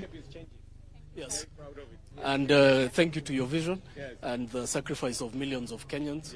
You were powering the affordable housing program. Correct. And through our twin, the Boma Yangu, which is the entry point for the affordable housing registration. How many people now registered on over 700,000 and growing. Particularly projects, the registration is spiking. on a daily basis. So we're very grateful. These are some of your These are projects? some of the projects. This is now the landing page. Yes.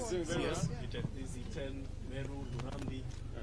100 projects on this platform. It's actually also so fast. So we're also very proud to be partnering with Bahati this phase 2 or phase 1? Phase 1. This is phase 1, 220 units. The one that's ready is... Yes. No, the Bonden is the one that is ready. Bahati is...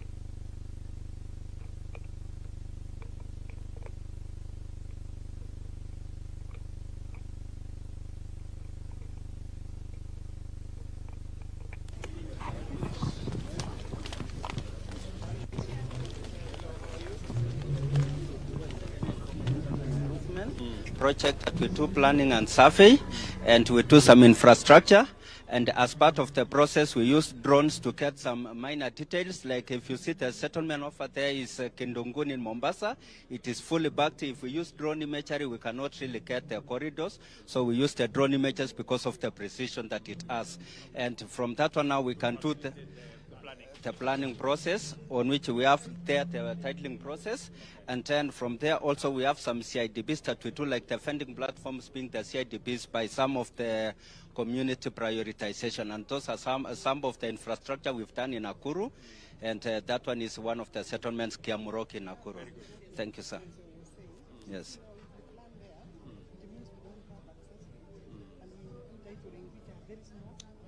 And then you end up with formalizing... Thank you, sir.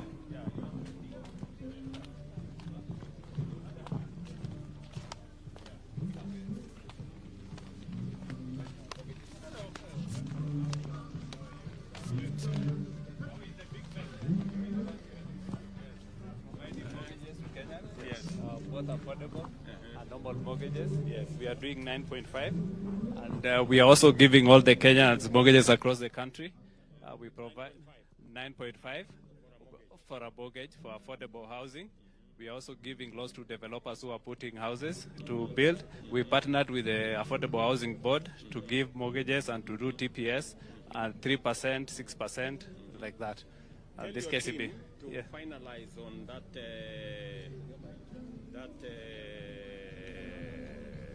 product. Yeah. On affordable health.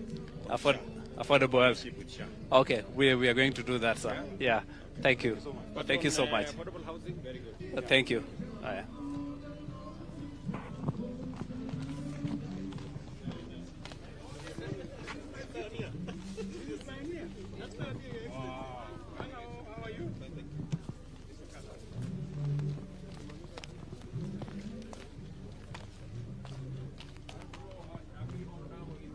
Maybe 13th floor. We're already at 13th floor? Yes, we're already at 13th floor.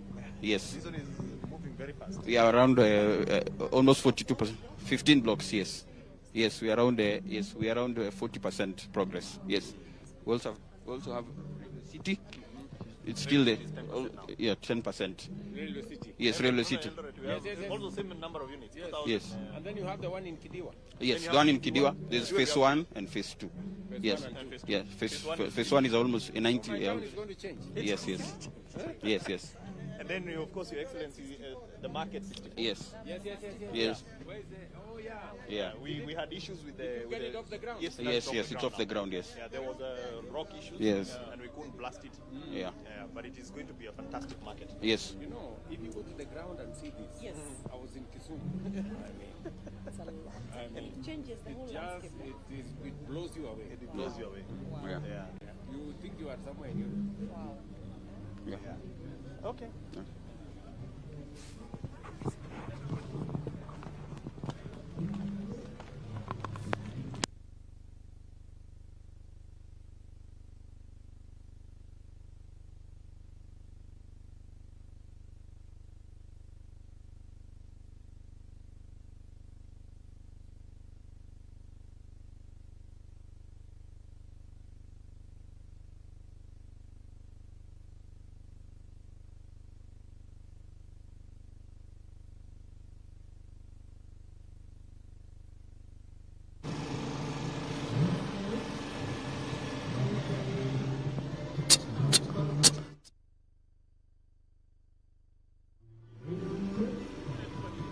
Check.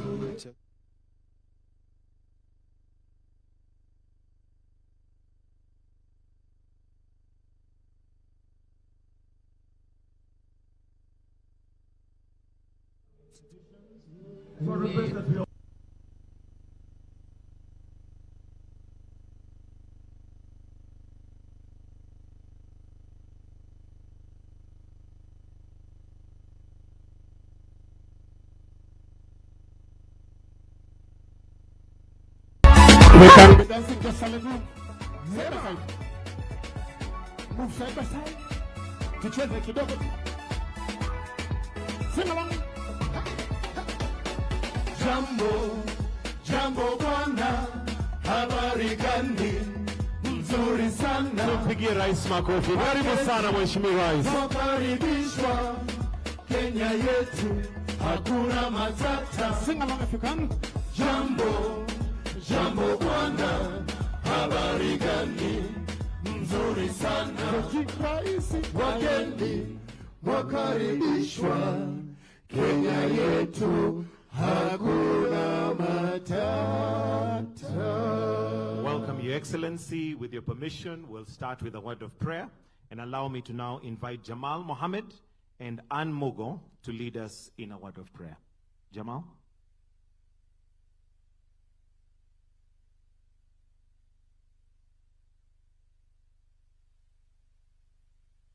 Bismillahir Rahmanir Rahim. Innal hamdalillahi wassalatu wassalamu ala rasulillah. Sifa njema ni zote ni zake Allah peke yake, muumba wa mbingu na ardhi na vyote vilivyomo humo. Ya Allah, ni wewe tunakuabudu na wewe tunakutegemea, na twakuomba utuongoze njia iliyo sawa.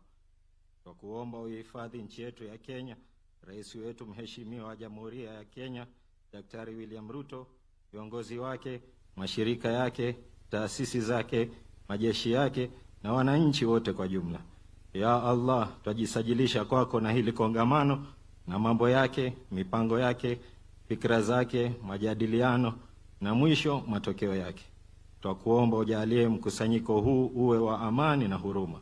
Twakuomba Allah, kama vile ulivyotuamrisha, ututakabalie kama vile ulivyotuahidi, kwani wewe Allah ni mwenye ahadi. Rabbana atina fid dunya hasana wa fil akhirati hasana wa qina adhaban nar. Wa sallallahu ala Muhammadin wa ala alihi wa sallam. Amin. Amen.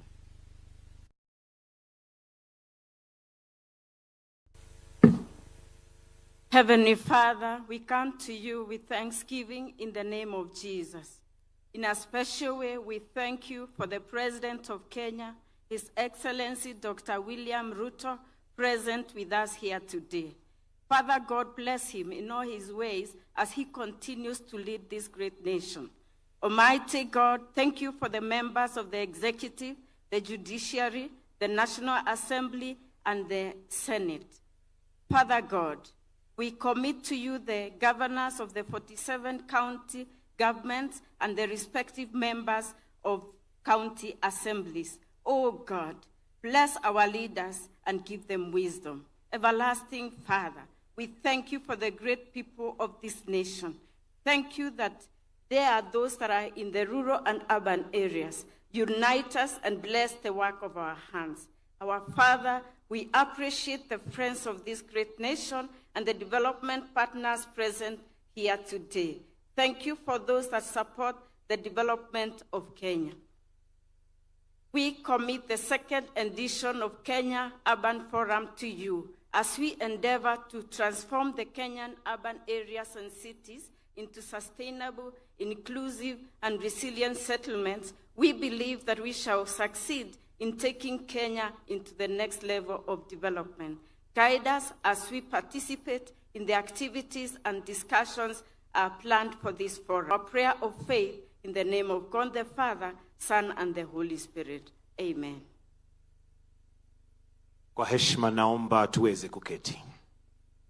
Your Excellency Dr. William Samoei Ruto, President and Commander-in-Chief of the Kenya Defense Forces, Your Excellency Susan Kihika, Governor of Nakuru County, the host county of this event, CS Wahome, CS for Lands, Public Works, Housing and Urban Development, Pierce Charles Hinga, Chimiao Fan, World Bank Division Director, Mr. Ishaku, members of Parliament present, senior national government and county government officials, stakeholders, distinguished guests, ladies and gentlemen.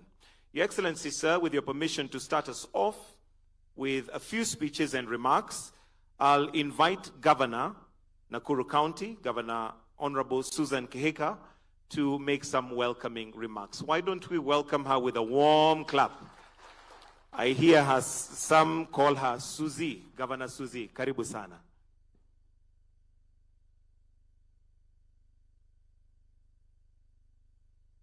Asante, thank you very much. And let me begin by just welcoming everybody to Nakuru County. Your Excellency, Dr. William Samoei Ruto, the President of the Republic of Kenya and Commander-in-Chief of the Defense Forces, Honorable Alice Wahome, the Cabinet Secretary, Ministry of Lands, Public Works, Housing and Urban Development, Mr. Fan, the Division Director, Kenya, Rwanda, Somalia, and Uganda, Eastern and Southern Africa World Bank. I know we also have the UN Habitat, any colleague governors present, Cabinet Secretaries, Principal Secretaries, including Principal Secretary Hinga, State Department of Housing, Development Partners present, all the invited guests, Your Excellencies, distinguished ladies and gentlemen, good morning. And I speak to you here on behalf of the chair for the COG Committee of Urban, the Urban Committee, COG, Council of Governors. So it is my privilege to stand before you today at this defining gathering, the second Kenya Urban Forum, a gathering that brings together the minds, the voices, and the willpower to redefine the future of our cities and urban areas. This is not just another event, this is a national moment, a space where policy meets purpose and ambition aligns with action. A moment to pause and ask, what kind of cities are we building? And what kind of country will they give rise to? This forum is our opportunity to reimagine Kenya's urban areas, not merely as settlements on a map, but as the heartbeat of our democracy, the backbone of our economy, and the soul of our shared future. Your Excellency, the global story of the 21st century is being written in our cities. And in Kenya, that story is unfolding with urgency. Our urban areas are growing faster than at any point in our history. They are magnets for our youth, for business, and for hope. Our towns and cities are alive with energy, but this energy must be harnessed with intention. Urbanization is not an accident. It is a choice to either drift or redesign, or to design, to either inherit challenges or engineer solutions. Today, we choose to design. We choose to lead. We choose to build, not just structures, but systems, not just skylines, but social contracts. Today, we choose to drive. We choose to lead, and we choose to build. Your Excellency, at the heart of any transformative urban agenda lies one fundamental truth. Cities do not succeed by accident. They succeed by design. Urban planning must be anchored in vision, integrated across sectors, and localized in implementation. We must institutionalize long-term spatial planning that is digitally enabled, environmentally responsible, and participatory at every level. Urban governance must likewise evolve from fragmented mandates to unified leadership, from sectoral silos to whole-of-government coordination, from extractive systems to citizen-centered governance. This is not a technical exercise. It is about reclaiming the future of our cities as inclusive, accountable, and purpose-driven institutions of transformation. Your Excellency, infrastructure is the skeleton of the urban body, but service delivery is its soul. We must invest not only in more infrastructure, but in infrastructure that works for the majority. Roads that connect opportunity, water systems that do not fail, public transport that dignifies, markets that are accessible, vibrant, and well-serviced, housing that is affordable, safe, and integrated into the urban fabric, not isolated from it, and smart technologies that serve the people, improve efficiency, and enhance everyday life. Let us radically reimagine how services are financed, managed, and scaled. Let us embed performance, resilience, and responsiveness at the center of service ecosystems. Kenya's devolution framework offers the perfect vehicle. The urban grant system must become a results-driven, equity-focused instrument of development. A nation is only as strong as its weakest service. Let us make our cities bastions of reliability. Your Excellency, climate resilience is no longer an option. It is an existential necessity. Our cities are where floods strike first, where heat hits hardest, where droughts deepen inequality, but within crisis lies the seed of innovation. Cities must be re-engineered as climate-resilient ecosystems through green building codes, circular economies, clean mobility, and nature-based urban design. Let us position Kenya not only as a responder to climate risks, but as a continental exemplar of green urbanization, where every infrastructure project, every investment decision, and every policy reform is judged by its contribution to resilience. Your Excellency, no country in the 21st century will thrive without a competitive, productive, and inclusive urban economies. Kenya's economic future is urban, full stop. Cities are where ideas become industries, where technology meets talent, where women and youth hustle not for survival, but for success. Our cities must evolve for consumption centers to value creation hubs.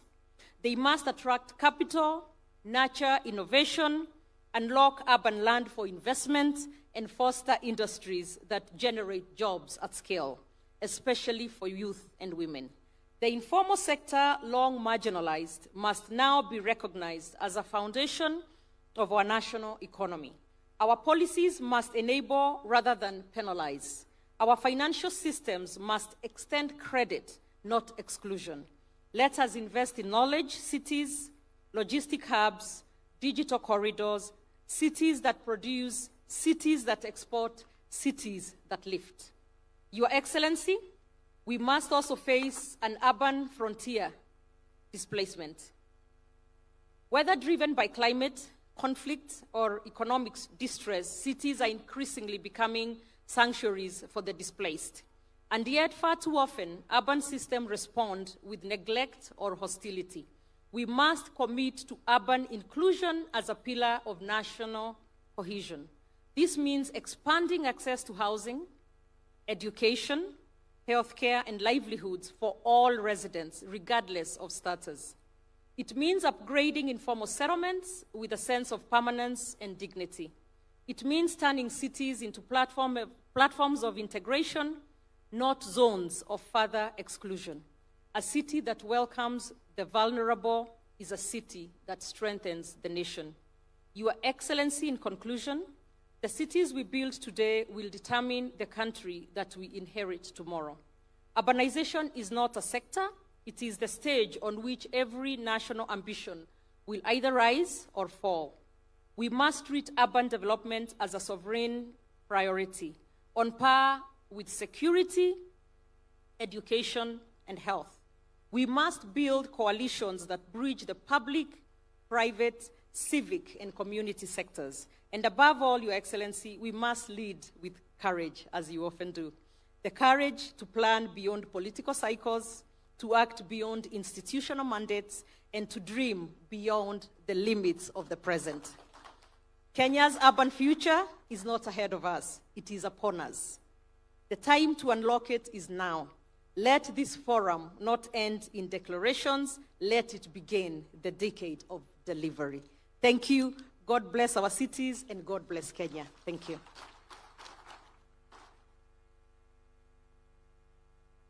Another clap for Governor. Thank you very much. Kenya's urban future is not ahead, it is here with us.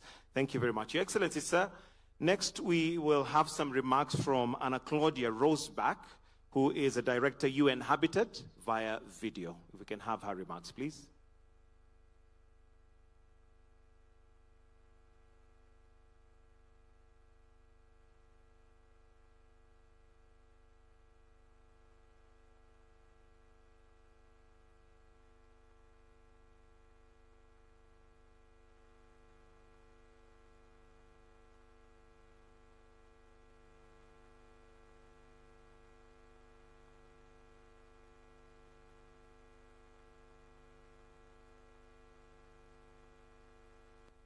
Your Excellency Dr. William Ruto, President of the Republic of Kenya, honorable guests, distinguished delegates, colleagues, friends, ladies and gentlemen. A very good morning, afternoon, evening to all of you. Habari zenu. Special thanks, Honorable Susan Kika, Governor of Nakuru, for hosting this event and for the remarks. The second Kenya Urban Forum is happening after the resumed second session of the United Nations Habitat Assembly held last month, during which member states, including Kenya, endorsed and adopted the UN Habitat Strategic Plan for the period 2026-29 to advance adequate housing for all. Amidst the growing global housing crisis affecting all regions of the world, the UN Habitat Strategic Plan places adequate housing, land, basic services, and the transformation of slums and informal settlements at the heart of global efforts to build inclusive, climate resilient, and sustainable cities. By advancing improved access to housing, we believe that we can have an impact in tackling poverty and inequality, climate change, and humanitarian crisis. Our vision is anchored in a commitment to uphold the right to adequate housing as a precondition for people to live in dignity, safety, and prosperity. Under your leadership, Mr. President, Kenya's contribution in shaping the adequate housing agenda is remarkable.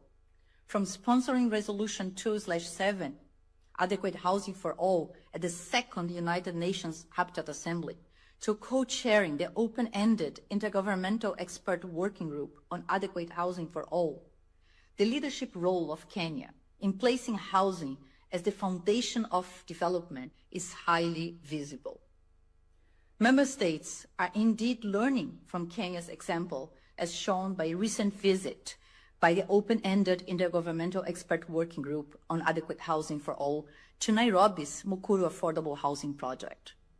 Under my leadership as Executive Director, UN Habitat assures Kenya of its commitment to supporting implementation of the Affordable Housing Program aligned with the New Urban Agenda and the 2030 Agenda for Sustainable Development.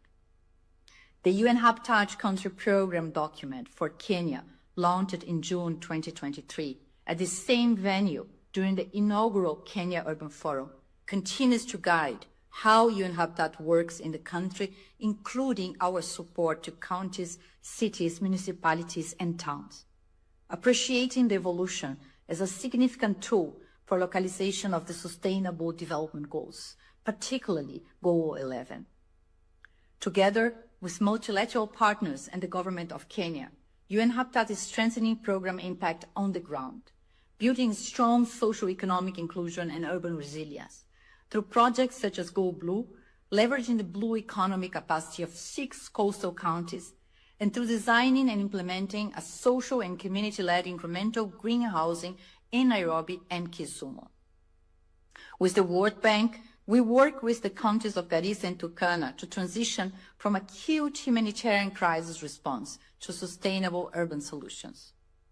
We are also unlocking sustainable growth through bankable and comprehensive climate-resilient water-related infrastructure project proposals for the city of Nakuru, to drive solutions that protect our water ecosystems and address urgent water and climate adaptation needs. We are working hard with partners on scaling up these interventions to impact other countries for a greater contribution to Kenya's Vision 2030. As I conclude, Mr. President, the future is indeed urban. Approximately 68% of the global population is now living in urban areas, while in Kenya, approximately 50% of the population will live in urban areas by 2030. Yet, the World Cities Report from 2024 by UN Habitat informs us that urban areas receive less than 20% of the finances required for effective local action. I urge the delegates attending the second Kenya Urban Forum to think through the most suitable financing models for urban areas. Allow me also to take this opportunity to invite a strong representation of Kenya at the 13th session of the World Urban Forum in Baku, Azerbaijan.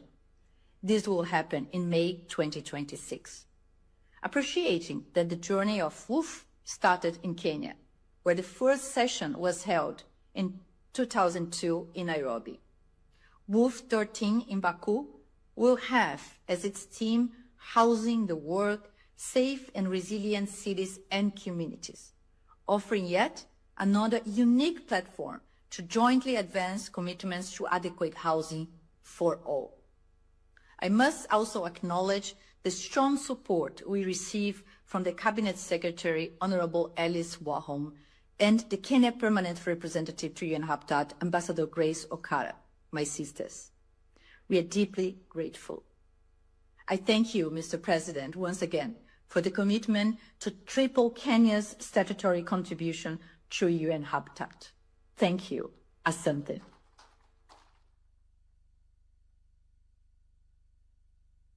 Wonderful. And in case you had missed the theme is actually "The Future is Urban, Driving Kenya's Urban Transformation."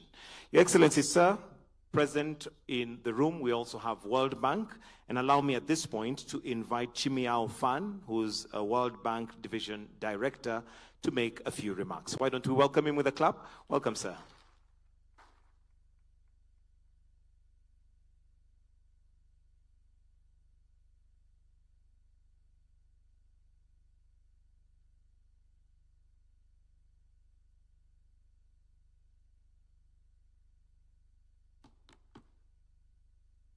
Thank you.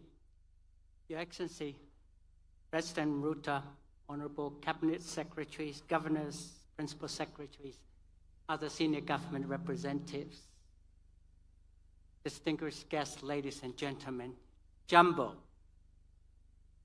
It is an honor, indeed a privilege, to participate in the second Kenya Urban Forum and to represent the World Bank Group at this important event.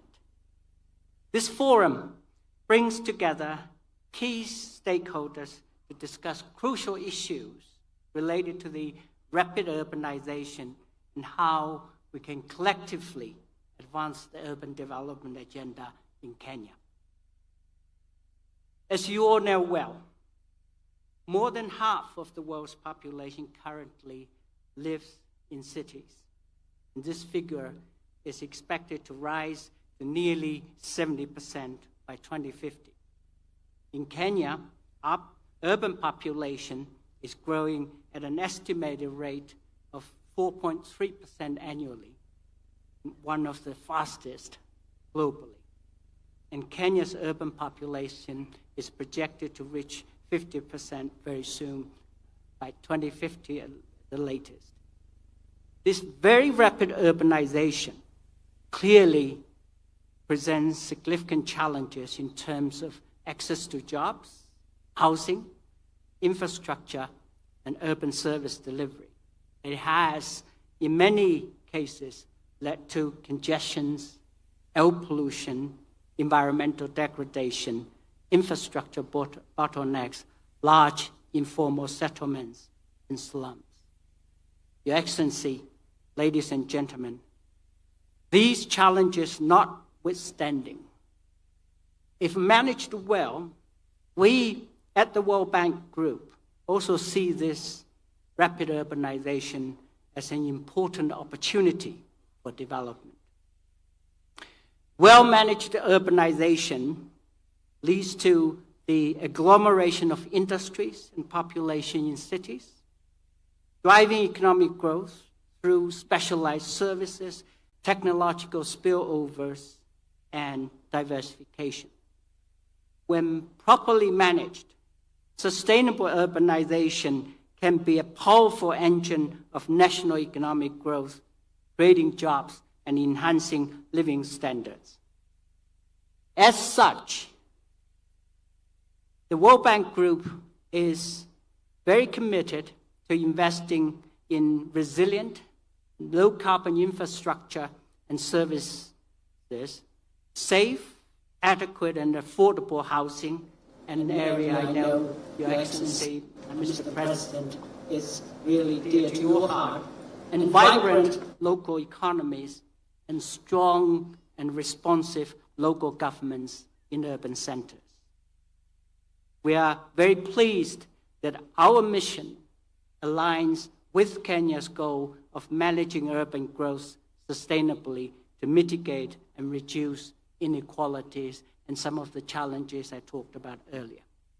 And our shared vision has resulted in a very strong partnership, and Your Excellency, we're very proud to have that partnership with Kenya for the urban transformation, which spans technical assistance, policy dialogue, and financing through initiatives such as the Kenya Urban Support Program and the Kenya Informal Settlements Improvement Program. These, of course, are your programs, Mr. President.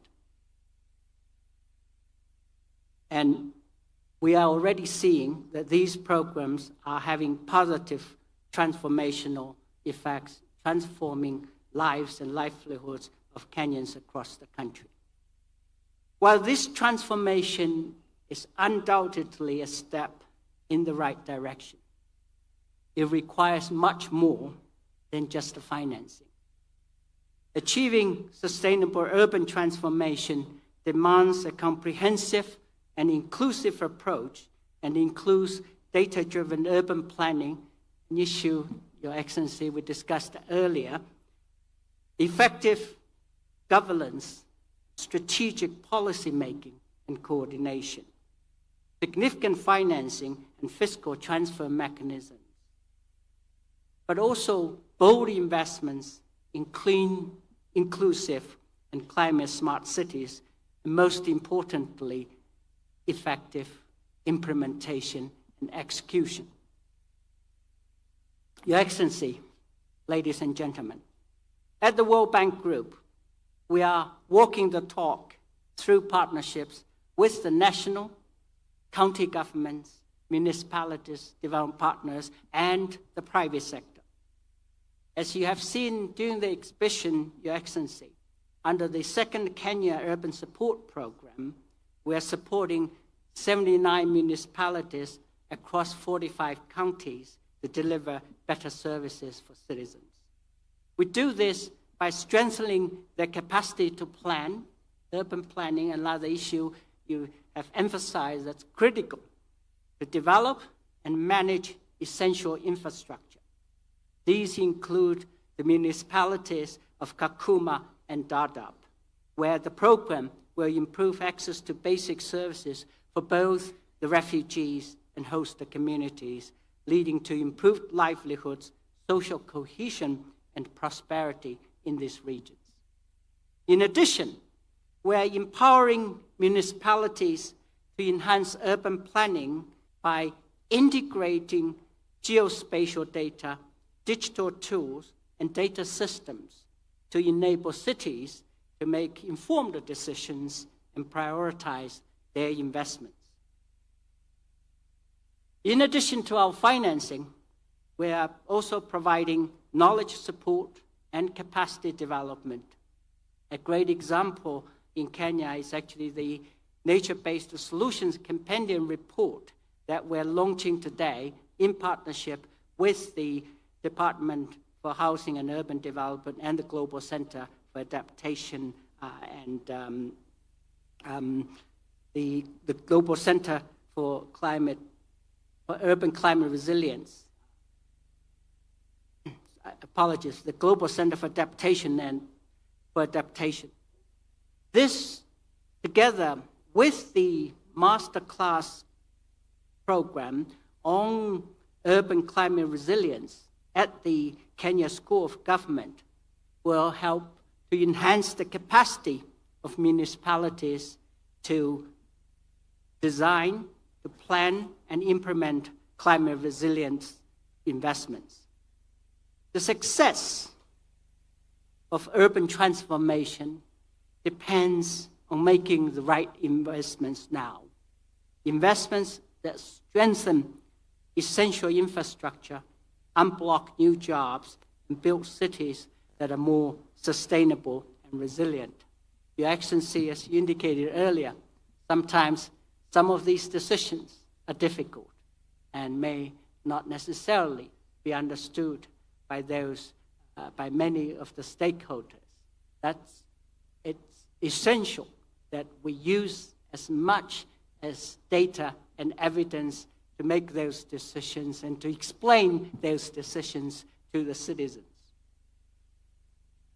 Your Excellency, ladies and gentlemen, while having the necessary systems and infrastructure in place is vital, I believe achieving a sustainable and prosperous urban future also calls for us to be people-centric, as the Governor indicated earlier, with particular focus on the youth.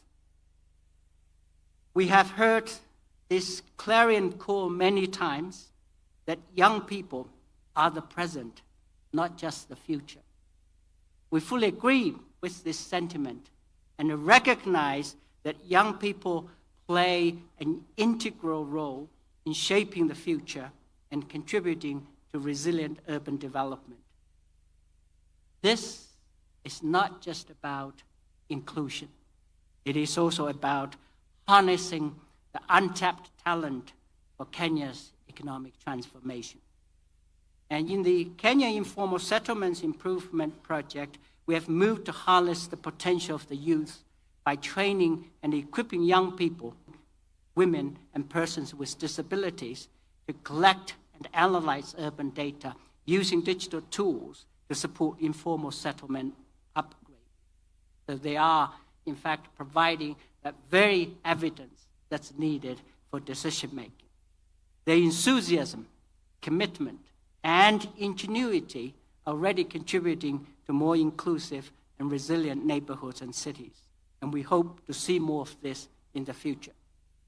The Kenya Jobs and Economic Transformation Project, Your Excellency, which you also know well, we support, is also aligned with this people-centric approach.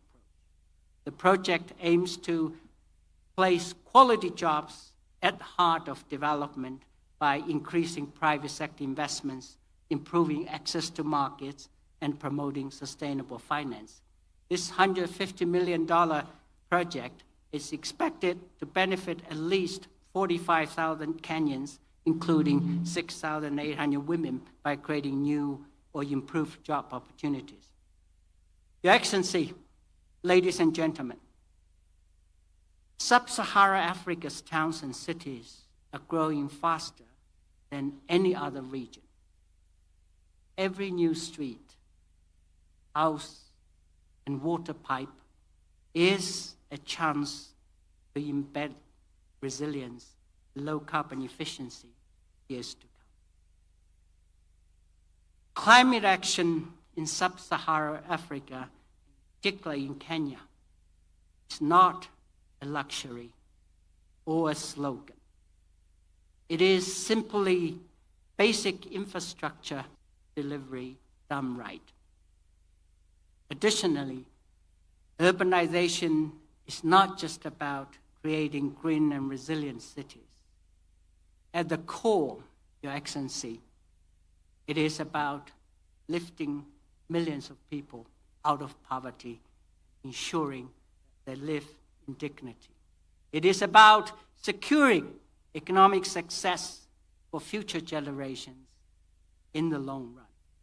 I'm therefore very, very happy to see a diverse range of stakeholders, many of whom are present here today, coming together to deliberate on a roadmap for actions that can harness Kenyan cities as engines of green, resilient, and inclusive growth. Your Excellency, ladies, gentlemen, future is indeed urban. Let us build it together. Asante sana.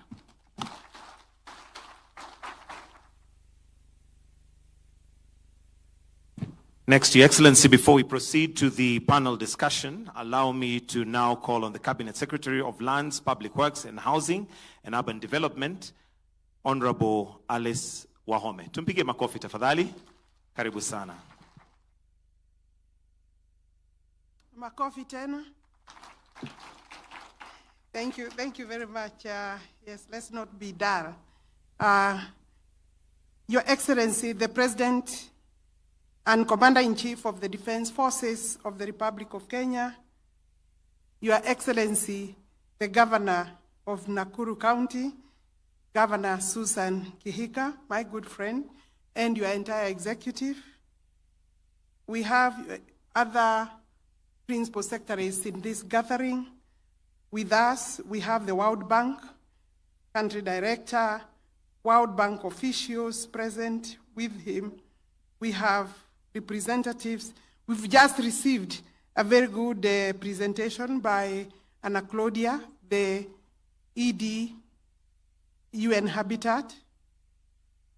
We have other UN partners here with us, other various stakeholders, and very key to this gathering today, Your Excellency, for us to make here, we had a committee that worked very closely with my state department. Of course, we have Hinga here with his entire state department. Allow me, Your Excellency, to make a few remarks before we go to the high-level session by His Excellency the President. Your Excellency, it gives me joy to stand here, share this platform with the key stakeholders to speak about urbanization, which is undoubtedly the future of our nation development.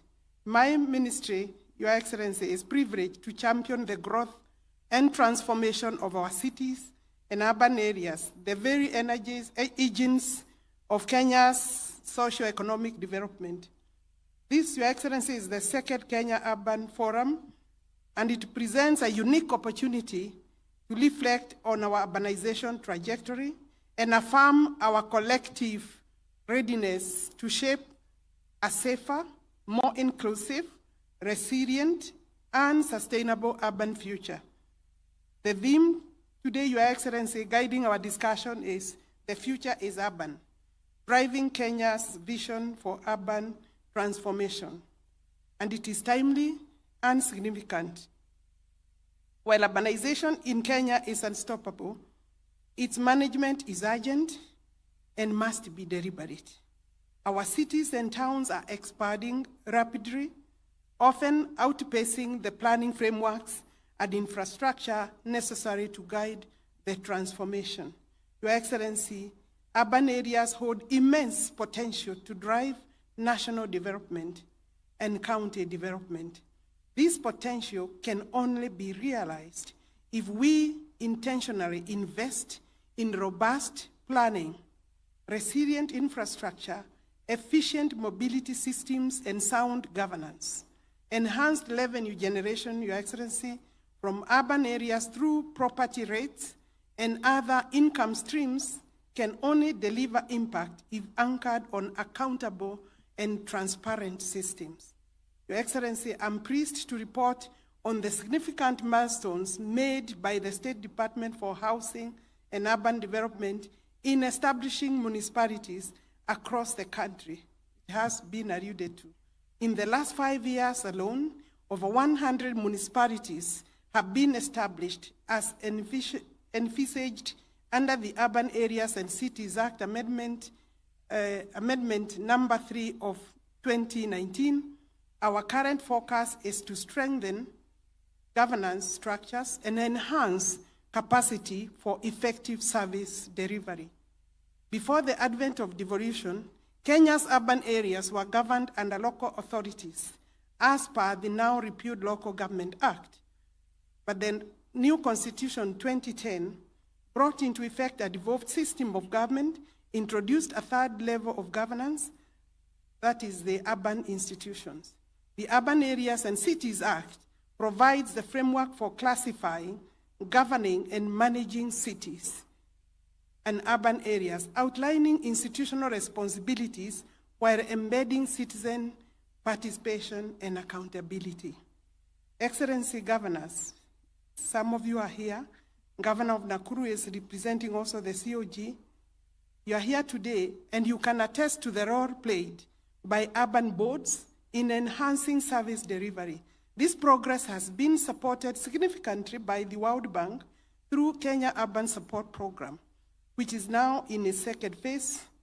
We remain grateful for this strategic partnership. Kenya has approximately 1,200 urban centers, and with 120 municipalities officially chartered. According to the 2019 census, 310 urban areas meet the threshold of a minimum of 2,000 residents and qualify for classification as towns, municipalities, or cities.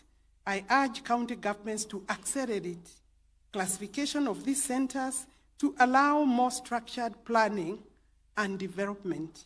Our urban centers continue to expand, often into agricultural and environmentally sensitive areas. It is imperative that we delineate urban boundaries to promote densification and protect land for food security production, for food production, to allow food security to a farm. And environmentally, we have to look at environmental sustainability, and therefore, when we expand into agricultural areas, we take the risk of reducing land that is clearly needed. And this will also ensure accurate census reporting for future planning, especially as we project that half of Kenya's population is likely to be in urban areas by 2050. That is how the data is looking at. As urban growth, and that means over maybe 30 million Kenyans will be in the urban areas. As urban growth intensifies, so does the demand for housing. The Affordable Housing Program, a flagship under the bottom-up economic transformation agenda, sits at the heart of our efforts to provide decent housing while unlocking jobs, stimulating local economies, and transforming urban settlements. Your Excellency, we have seen renewed momentum in dignifying the lives of urban residents through housing and supporting infrastructure. The handovers in Mukuru, Kwaruben, and Homa Bay mark just the beginning. Many more developments across the country, in every county, are under construction, and many of them are nearing completion. They will be handed over in the coming months. These efforts are transforming our cities into inclusive, economically vibrant, and environmentally sustainable spaces. One of the pressing issues underpinning urban transformation is availability of land. Many cities lack adequate public land for essential infrastructure and housing. As a ministry, we continue to explore mechanisms to unlock land for public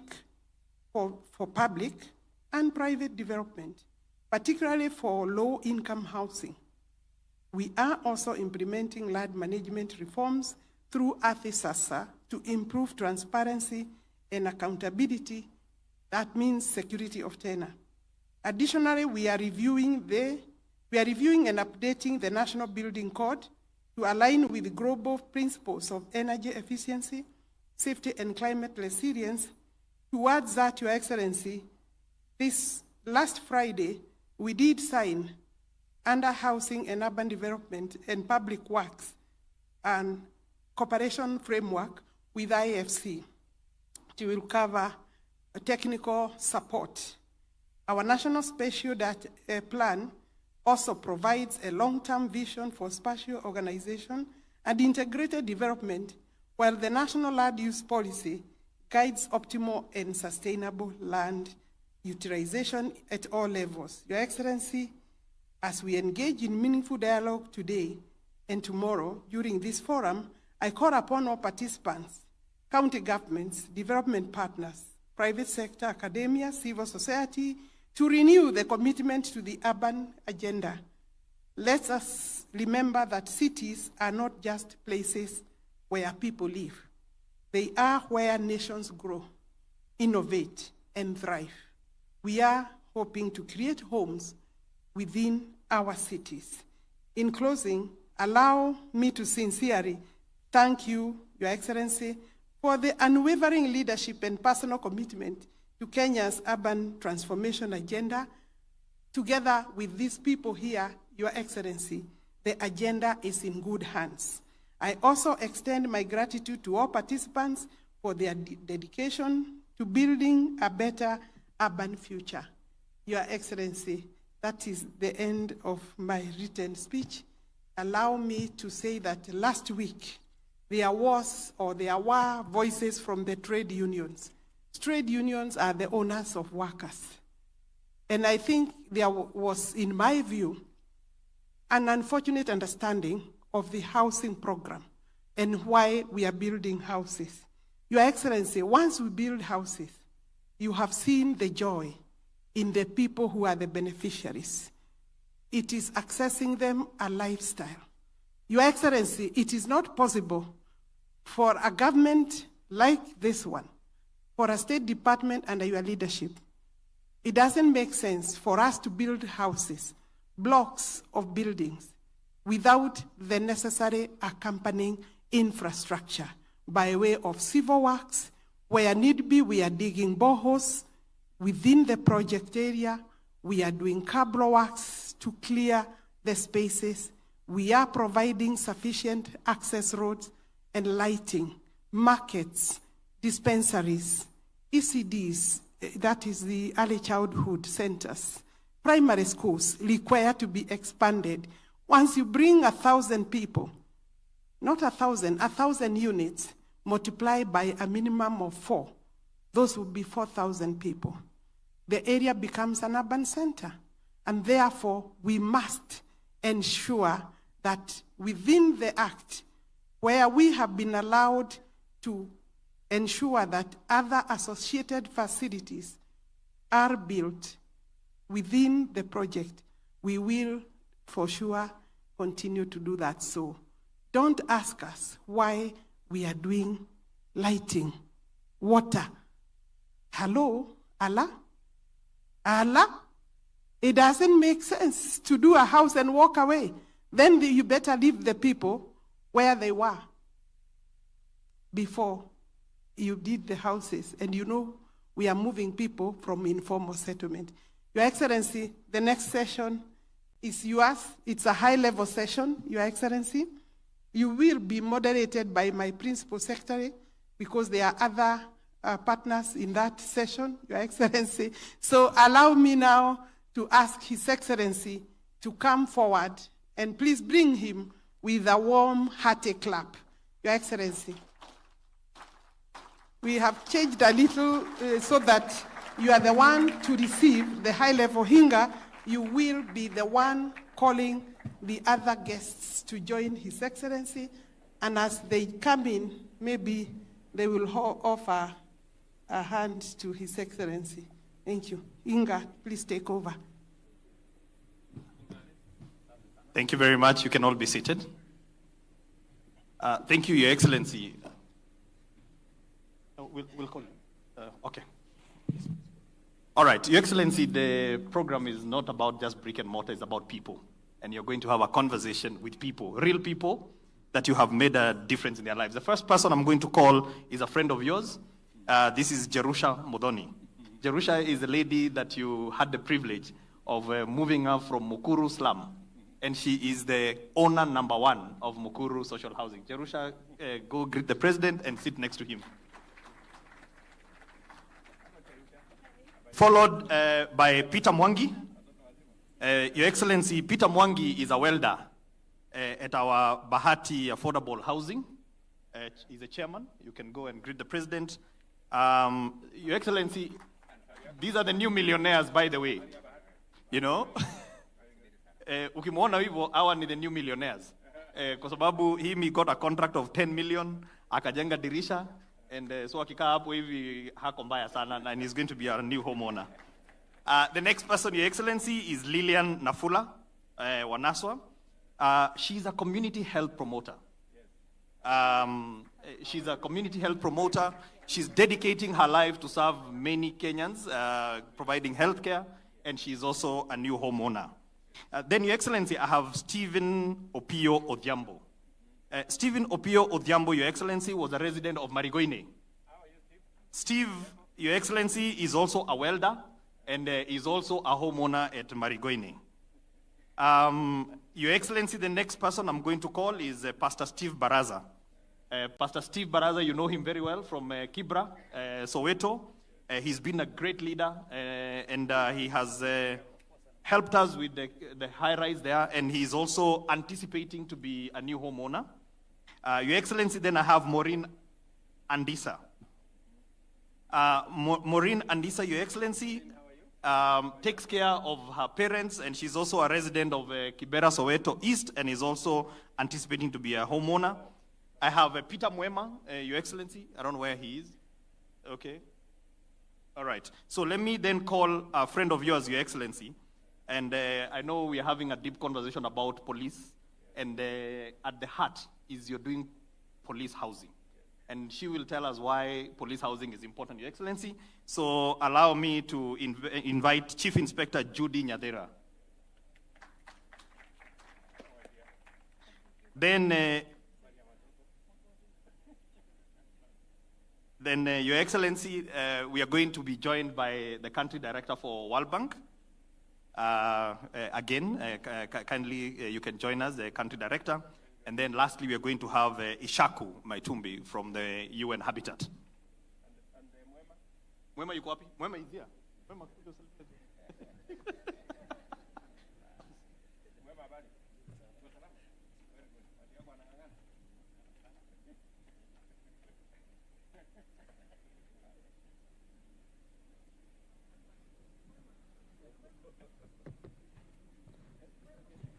All right, and then a mic for the President. Thank you. Thank you so much, Your Excellency. Your Excellency, I know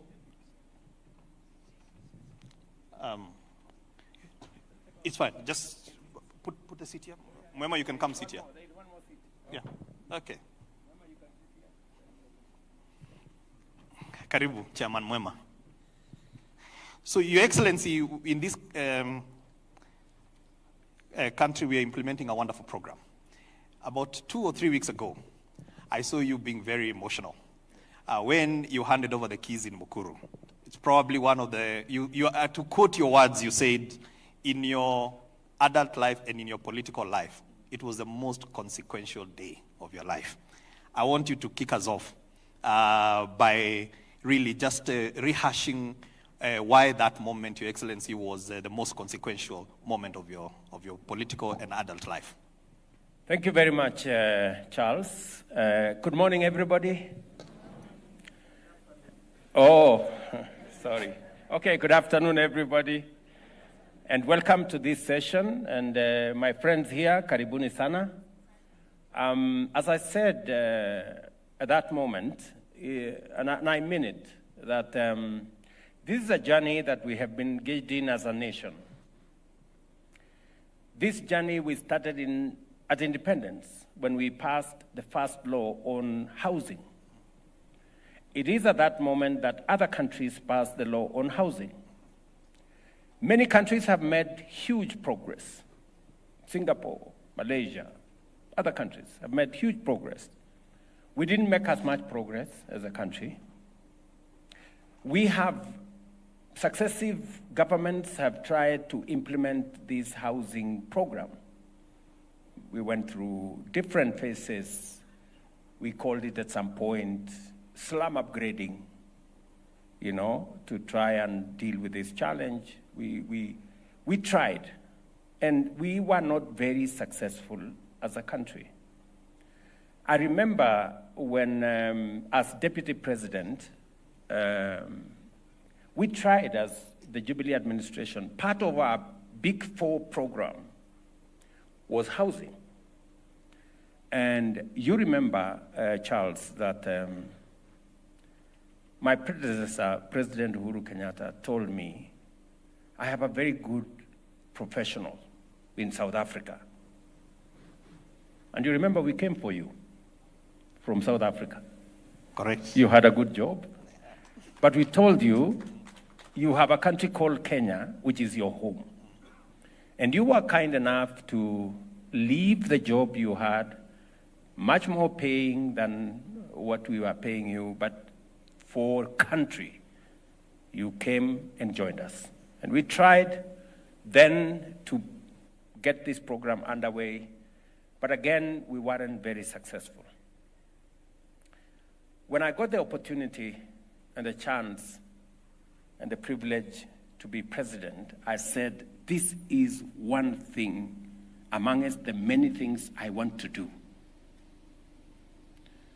And because it is the right thing to do,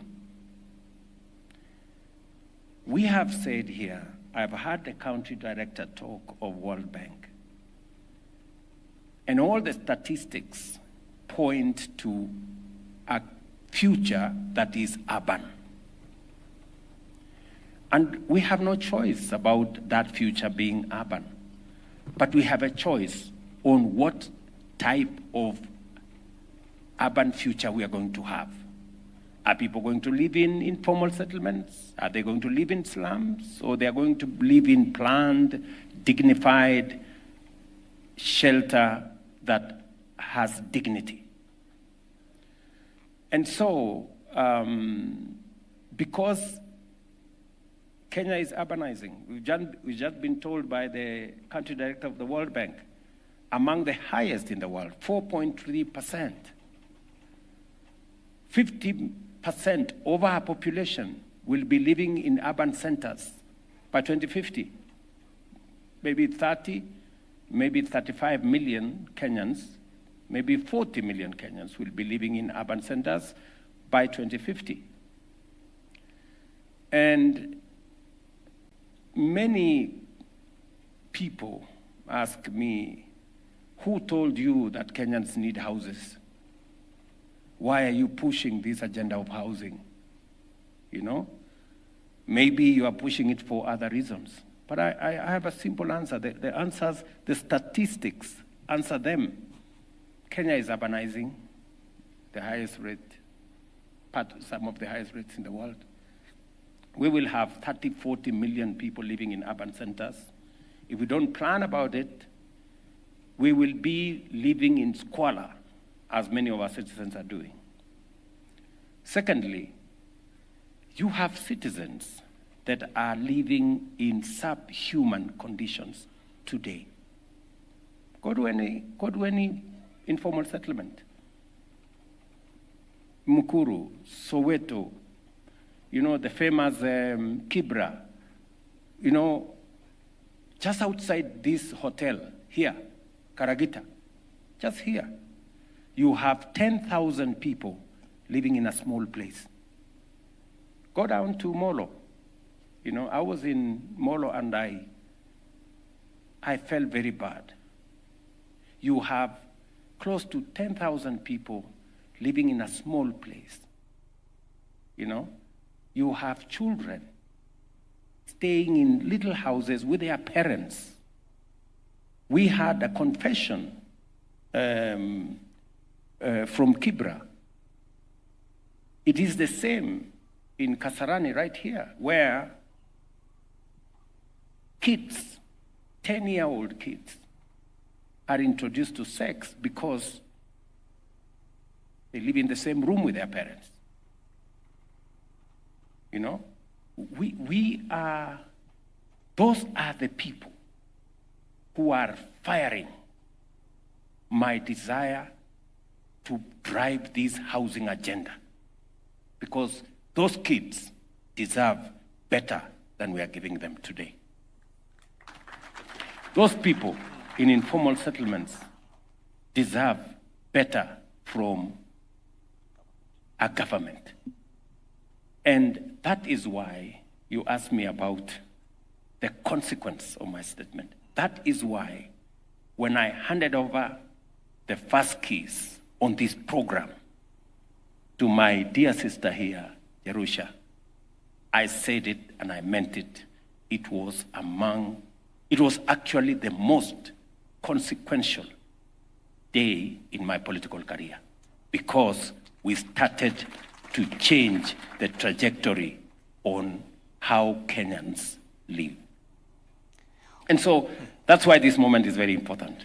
And that's why I'm very proud that we are making these steps. And I must say, all the people who have talked before me, I listened to Susan Kehika. My dear sister, you made the statement I would have made. I mean, the understanding, I am very happy that from Susan to my CS to the country director, I mean, everybody, we are all appreciating what this is all about, you know? And therefore, this is a very important occasion for me and for us as a nation. And the progress we are making in this space speaks volumes about the kind of future we expect.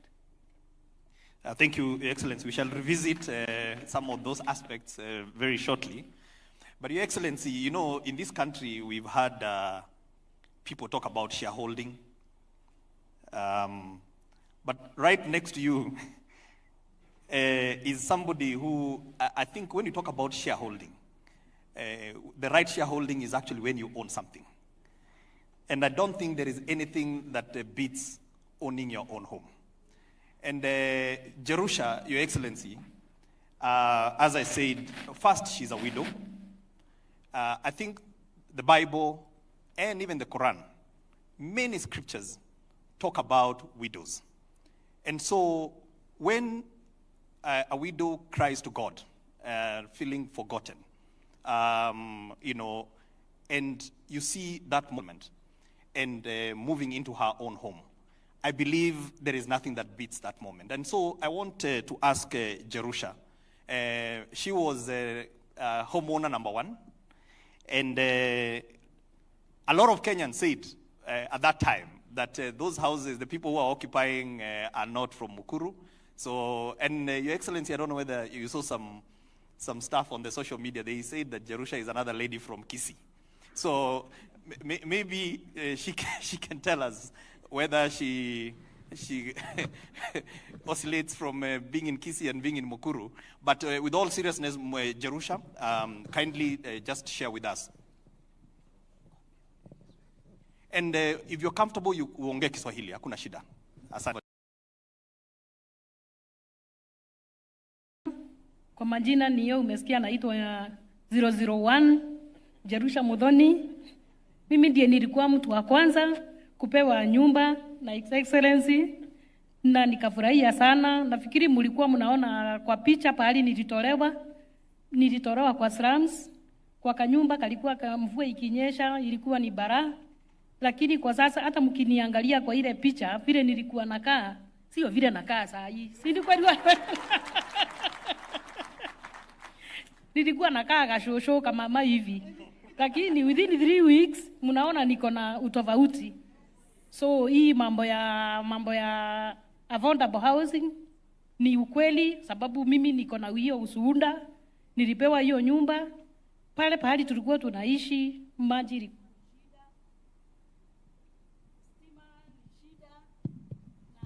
saa hii pahali ninaishi maji ni mingi na si ya kununua. Pale tulikuwa tunanunua maji shilingi 10 mtungi. Niko na familia watu 9. Ni maji ya pesa ngapi naweza nunua? Ilikuwa ni shinda, ndio unaona sasa ninaoga kwa siku mara 2 ama mara 3. Ndio unaona kauso kameng'aa hivyo, watoto wanafurahia sana. In fact hata tule tushosho nilikuwa nimeacha pale, tumehama tu wote, wamesema pale wakai. Hata ukituma katoto kakikataa unamwambia tunarudi pale, anasema hapana hapana nitume, sababu hataki kurudi Misri. So mimi ninafurahia sana, na hata wale watu wanasema rais anatembea na mimi Kisii, ametembea na mimi Kisumu nikipika samaki, ni uongo mtupu. Ni wale watu wanajaribu kupinga hii mradi, lakini haitustui. Tunasema kazi bila break, sababu alituambia anataka kuinua wale watu wako chini, awainue bottom up. Na ni ukweli, mimi nimeinuliwa, nimetolewa chini, niko juu, na ninadhani pando nitaendelea nikiinuliwa. Pali tuko pale, security ni tight. Pale hata kuna parking, mkikuja kuna pali pa kupark. Your Excellency, pia hata nataka unimbaie kagari niwe nikipaki pale. Niwe mtu wa kwanza kupaki kagari pale. Parking iko sawa, kila kitu iko sawa, so kazi iendelee bila break. You can have a conversation with her, Your Excellency. Thank you very much, Cherusha. It is true. Vile na kuona leo kidogo iko tofauti. Sijui ni kwa sababu gani, lakini Mungu ni mwema. Na sio Cherusha peke yake. Tuko na wananchi wengi. Lilian hapa ambaye ni community health promoter. Just a simple person.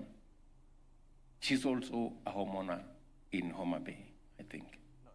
In Mukuru. We have, many people who are experiencing life-changing situations because of where they were and where they are today. Cherusha here has told you, in the Mukuru slums, 3, 4, 5 families share a toilet that you have to pay to use a toilet. People, just imagine yourselves in a situation. Umekazwa hapo, you want to use a toilet, and you don't have money, and there are people who are asking us, who told you to build houses? Surely, people, let us be human. We have real situations that call on us to do something about. Cherusha hapa, kabla hatujaongea vile nitakununulia gari. Bado niko na watu wengi pale ulitoka Mukuru, hawajahama. That is my first assignment. Wale wako Mukuru pale hawajakuwa kama wewe, hiyo ndio kazi yangu ya muhimu kwanza. Na sio Mukuru peke yake, tuko na watu hapa Karagita, tuko na watu Bahati, tuko na watu many parts of Kenya. We have 1,000, I think 100 and something informal settlements in Kenya. 7 million people live in squalor in our country, and the numbers are not going down, the numbers are going up because more and more people are coming into cities.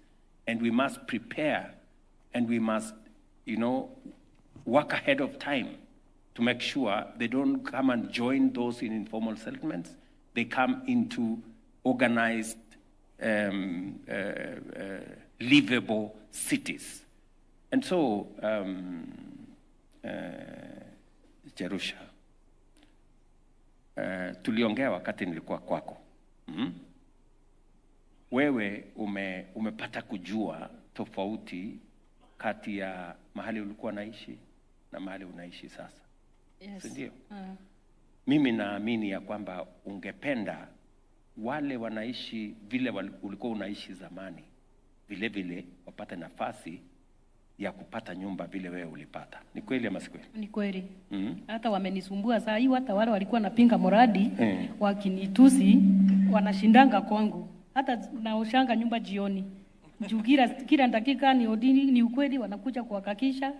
Nafikiri hata ukiangalia kwa TikTok wengi wanakuja kupiga picha na mimi.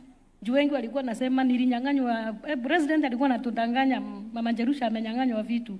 So watu wanakuja kila siku, sasa wamekubali, sasa wananisumbua, tutajaza namna gani, tutapata nyumba namna gani. So ni ukweli, ninaomba pia na wao wakuje juu wamenisumbua sana. Okay, so and it is important for me to say this, to contextualize what Jerusha is saying. We have a pipeline of 700,000 housing units. We have the first 2,300 have been given out. Another 11,000 are in the stage of completion. We will be handing out keys. When I come to Nakuru, for example, in the next month or two, the houses in Molo are ready. The houses in Bahati are ready. I will be coming to do groundbreaking for the houses outside here in Karagita, because it is my intention that the people living in the slum here in Karagita must equally benefit from this program the same way Jerusha is benefiting. As I go to Molo in Nakuru here, I will also be launching the construction of 2,700 housing units in Kasarani. And for your information, I have been to Kasarani in Molo. It is, let me just say, it's not a good place, because you have people living in very difficult conditions. And I must thank the leadership of Nakuru, the governor here, the member of parliament. You know, they are also transformational leaders. They have provided leadership. We have got land that we are now going to build those houses, and shortly we will transform Kasarani, the slum, into a place of dignity. And we will continue to do this, because this is one thing I signed for as president, and I must do it. I must go out of my way to do it. And I'm very happy that there is progress. I'm very encouraged by people like Jerusha. You know, they fire my passion, because ukiona mtu ambaye maisha yake imebadilika, it validates the dream of affordable housing in our country. We have 150,000 housing units under construction. Our job will be every month, we will be giving out the houses that are ready. As I have told you, we have 700,000 in the pipeline. And as Alice said, we are continuously looking for pieces of land where we can do more housing units. We are working with counties. Very many county governments are now stepping forward to work with us on this. And as we do all this, it has to be wholesome. Mumesikia Jerusha amesema iko parking. Atakwambia pia hapo kutakuwa na shule, pale kutakuwa na soko, pale kutakuwa na hospitali. Kwa sababu housing is not just 4 walls and a roof. Housing, according to the UN, and I have the UN representative here, when you talk about adequate housing, it comes with many things. It must give dignity, it must be sustainable, it must be livable. And that's why roads are necessary, social infrastructure is necessary, hospitals are necessary, schools and markets. And we will continue to engage with stakeholders so that they can understand why this is necessary. Sindio? Taka soko. Tunataka soko na hata shule iko karibu kuisha. So that time watoto watakuwa hapo. Thank you very much. Thank you. Moving along, Excellency, what I'm going to do now is, before I move to the conversation about the other impact this program has had on jobs, allow me to ask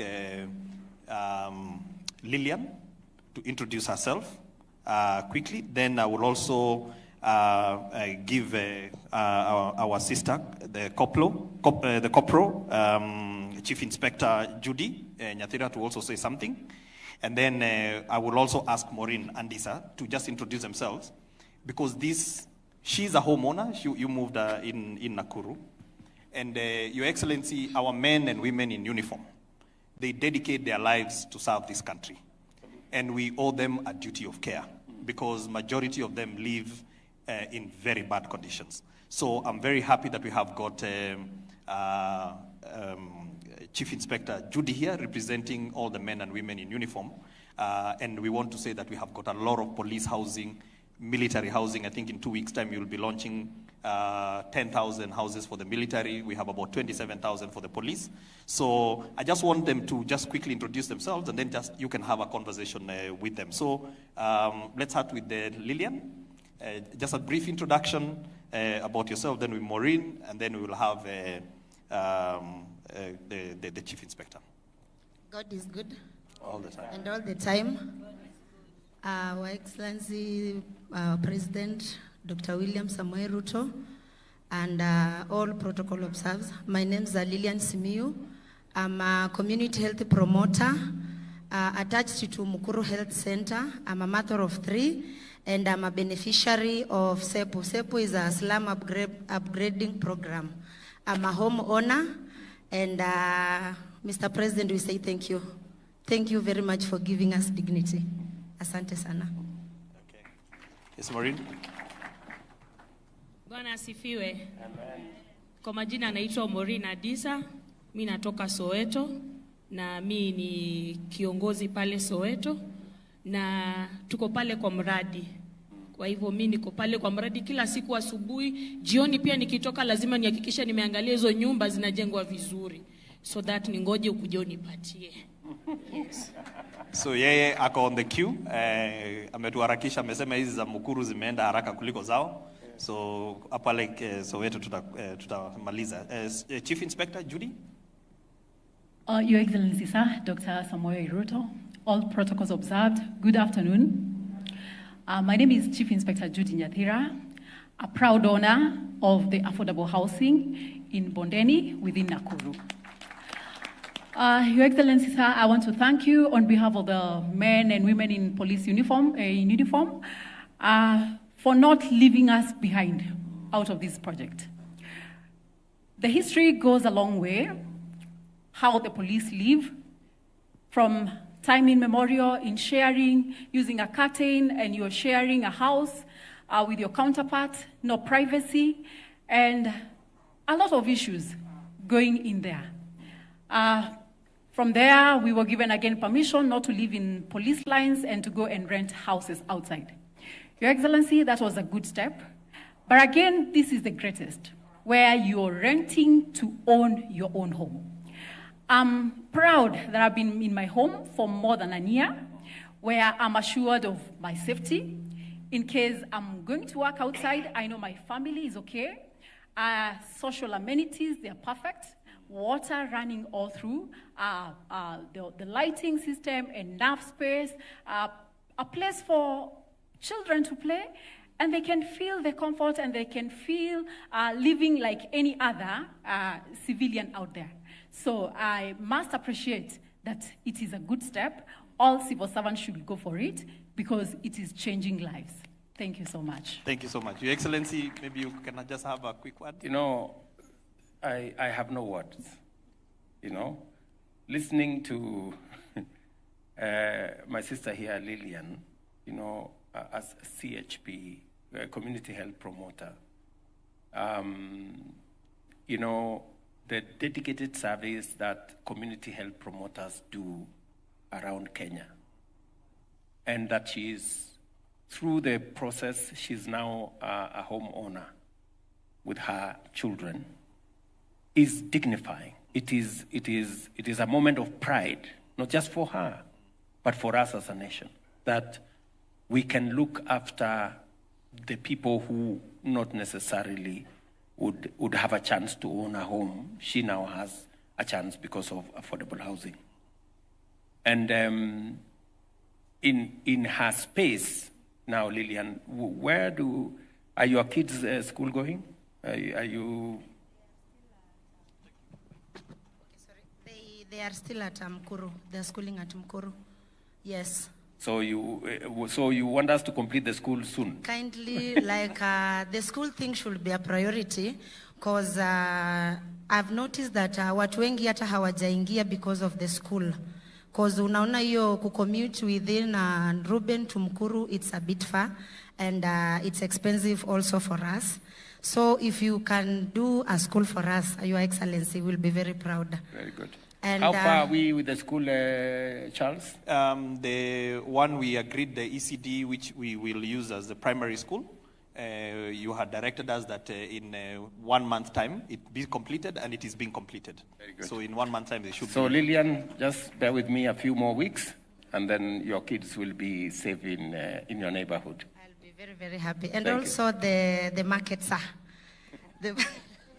There are people who have a problem with me putting up a market. Can you please make a case for me to put up the market? Me, I will. Because we have seen the containers, they are already there, but now their location and stuff hatujaona bado, Mr. President. And the market is very, very far. Yes. So you need the market within the development. Everything, all the Very good. amenities. Very good. Yes. Thank you very much. Listening to Maureen, you know, we are developing the first 4,000 units in Soweto. We have, I think, a total of 25,000 units that will be built in that space. Correct. And we have done, the 4,000 units hopefully will be ready, and I've given instructions to my team, Alice here and Hinga, that by January we should be able to we should be able to give out the first 4,000 units. Yes, you've got it. And then the other units are following. So huyu mama umesikia amesema anachungulia kila wakati akipita hapo, nataka kuangalia hii nyumba itaisha lini, kwa sababu anangojea. Yes. Sasa vile niliwaeleza, sitaki Maureen angoje sana. Ndio amekuja hapa nafikiri kuniambia niharakishe mambo. So, Maureen, nilikuwa hapo juzi, hapo Soweto. I think like 3 weeks ago, I was in Soweto. And nataka uwaeleze wale watu wa Soweto. Mimi nawaheshimu sana. Wakati niliona, yani watu wa Soweto wanaishi pale, wanakuja wenyewe kusema, wacha niandike jina yangu, mimi niko tayari kuondoka mahali ninaishi hapa, nyumba ikiwa tayari, mimi nitarudi. You know, that kind of cooperation that citizens themselves are saying, I am ready to live where I am staying, to go and live elsewhere. And I want my name recorded so that when the houses are complete, I come back and live in a decent house. Waambie wale watu wa Soweto, Mungu atawabariki sana, kwa sababu ya kukubaliana na sisi, kusema ya kwamba mahali wanaishi wako tayari kuhama, tuwajengee nyumba mzuri, nyumba ile iko na dignity, wawache kuishi mahali ambapo hakuna barabara, hakuna maji, hakuna stima, hakuna choo, hakuna mambo yote ambayo mnahitaji. So ukirudi tafadhali utawaambia nimewapigia salute. Utafanya hivyo Maureen? Alafu naona uko na maneno na mimi. Niko na maneno na wewe, nataka tu kuappreciate kwa hii mradi yenye umeleta. Sisi yetu itakuwa tofauti kwa sababu pale sisi tuko na shule, sisi tuko na market, sisi tuko na place ya kupumzika ukifikiria mafikirio yako ya maisha. Yani we just can't wait to be in that estate. So mi wanga niko very eager kabisa. Though kuna watu wanaweza kuwa wanaongea mambo mingi ati utapata nyumba, lakini us we believe that we are the owners na tunataka ku embrace kabisa hii mradi, and that's why tukikuja last time after 3 weeks kila mtu alikuwa anataka, kwa sababu anaona mradi nyumba inasonga, and everybody wants to be an owner of the house in Nairobi. So furaha yetu ni tutoke kwa hiyo mabanda zetu, kwa sababu kama hata sasa niko hapa lakini niko na wasiwasi because lately tumekuwa na breakages za moto. So sasa hata nafikiria naweza rudi tena nipate kanyumba kangu kamechomeka.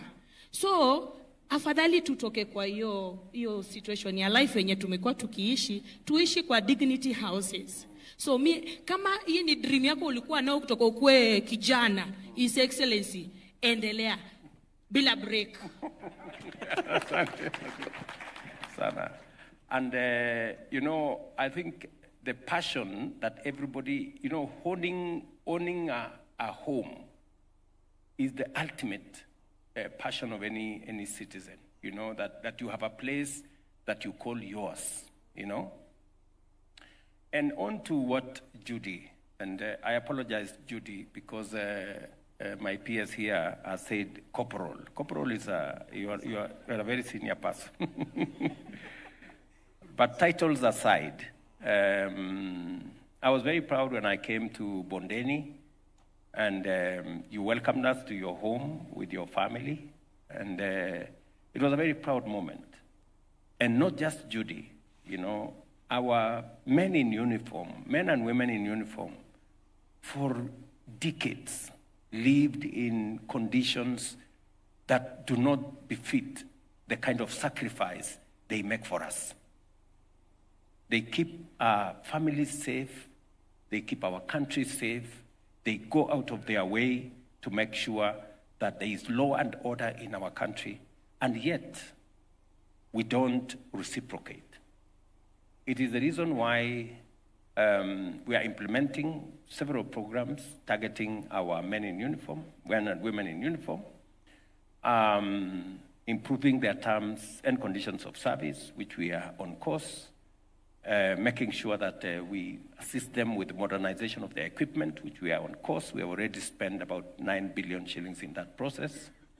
And of course, making sure that they are part of our housing program. And as PS has said, we have rolled out specific housing targeting our uniformed officers. 27,000 houses are being built for the police, 10,000 houses are being built for the prisons, 20,000 housing units. I'll be launching 10,000 next week for the military. And we are looking at making sure that our men and women in uniform have a place to call home. And Judy here is one such example. And maybe just so that I put it in my own perspective, Judy, as you look at your colleagues, is there anything that you think we can do better now that you have a one-year experience in living in your own home? Do you think there are areas of improvement that you can suggest to me? Your Excellency, most of my colleagues are willing to acquire these houses. But one problem, maybe the challenge they have is financial support.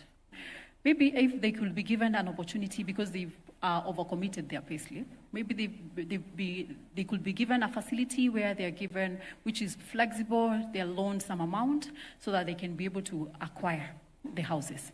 The financial aspects are. So you're talking about the mortgage? Yes. And we have, can you talk about the mortgage, Hinga, speaking to what Judy has said? So, Your Excellency, a couple of things. What makes the issue of affordability a few things? One is the cost of land. There is a study by the Center for Affordable Housing in Africa that shows Nairobi has the most expensive land in the continent of Africa. But also, Your Excellency, in our country, we also have a lot of inequalities in terms of earning. A majority of Kenyans earn very little. So you have a situation where the cost of land is very high, and you have got very low income. And that leads to the proliferation of slums. Now, to address that, you have got to look at what you call the demand side of housing and supply side. Now, allow me to start with the supply, which is you have got to do something on the cost of land, and that is why, Your Excellency, through your leadership, we have zero-rated the cost of land. Land is a big barrier to ownership. So when you start a conversation by saying that you will not pay for the land, it's a big stride into one's home ownership. The second thing, Your Excellency, is the cost of construction. cost of construction is prohibitive. And part of the reason why cost of construction is prohibitive is because on one side, you have got factors you cannot control. You know, global pricing for fuel, cement, and so on and so forth. But there are others we can control. The ones that you can control, for example, in our sector, VAT, and I hope I'm not going to get very complicated, VAT is what is called a real cost. Because when you build a house and you sell, there is no output tax, but there is input in the material. So in other words, when you buy cement, the cement comes in with VAT, the bag of cement. But you're not able to offset with an output because there is no output. So essentially, the cost of VAT goes straight to the buyer. Through your leadership, you have said that we zero rate the input taxes, which is also brought down affordable. In fact, it has reduced the cost of construction by 10%. The other one, Excellency, is the issue of public funding. We know that one of the reasons why Kenyans were fought so hard is because, you know, we have not covered ourselves in glory. You know, we have built projects at very high cost. You said from the beginning that one of the areas that we have to bring in trust to the people is cost. And what you did, you called 7 institutions. You called in Nairobi University. You called in Technical University of Kenya. You called in Kenyatta University, AAK, which is the Associate of Architects, IQSK of QSs, IEK, you had National Construction Authority, and you had National Housing Corporation. And you asked them to design for you a house and to give you a market cost. Your Excellency, I want to confirm that since we started this program, we actually have fixed the cost of the unit. So, and it is determinable, and anybody who wants to construct, there is no seeing the PS on the side, we disclose the price of that. What that has done, Your Excellency, is that it has meant that today there is a social housing unit that costs 640,000 shillings. Now, when you talk about 640,000, people can afford. The World Bank here, Your Excellency, did a study in 2017, which is titled Unaffordable and Unavailable. In that study of 2017, it showed that the average cost of a house in Nairobi was 11 million. So you've moved from 11 million to 640. That is a significant difference. That's why you have Jerusha and Lillian here who are homeowners today. Then, Your Excellency, you have the demand side. The demand side is about the cost of financing Kenyans. Your Excellency, before this program, and we have been having a high interest rate regime, interest rates for people who had homes reach even 20%. Under your program, you have got 3 interest rate regimes. You have got a social housing, which is 3%, fixed. So even if in 10 years, the interest rates in the country goes to 30, this person will still be paying 3%. It is fixed. The other one is affordable housing, which is 6%, again fixed. And then for everybody else who is in the market units, like myself, and anybody else who is interested, it is at 9%. So the most expensive mortgage you will get is at 9%. The last part is the tenure, the how long you pay. Now, in this country, Your Excellency, we've not had long-term mortgages. Again, through that study from the World Bank, it showed that the average tenure of a house was 7.5 years. So if you have got expensive land, expensive construction amount, which leads to 11 million, in expensive interest rate, that's why, Your Excellency, for a country of 50 million Kenyans, you have only 30,000 mortgages. So those things don't happen by accident, they happen because the system is broken. So what you have done is we have reduced all those things. So what does that translate to? It translates to Jerusha paying 2,800 shillings for her house. This is the same amount of money that she was paying for that shack. She also pays service charge and pays for insurance. So anything that happens to that house, she is covered. So the total amount that she's paying is 3,800. That is how much she's paying to be a homeowner. And that is what she was paying for a shack. Then you have got Chief Inspector Judy, who we give them allowances for our police. They get about 9,000 shillings on average. Obviously, it differs. At 9,000, Your Excellency, she can now afford to get our 2-bedroom housing unit, which is around that same amount. So this program, Your Excellency, has got something for everybody. It would have been easy if you had said, let's just deal for the high income.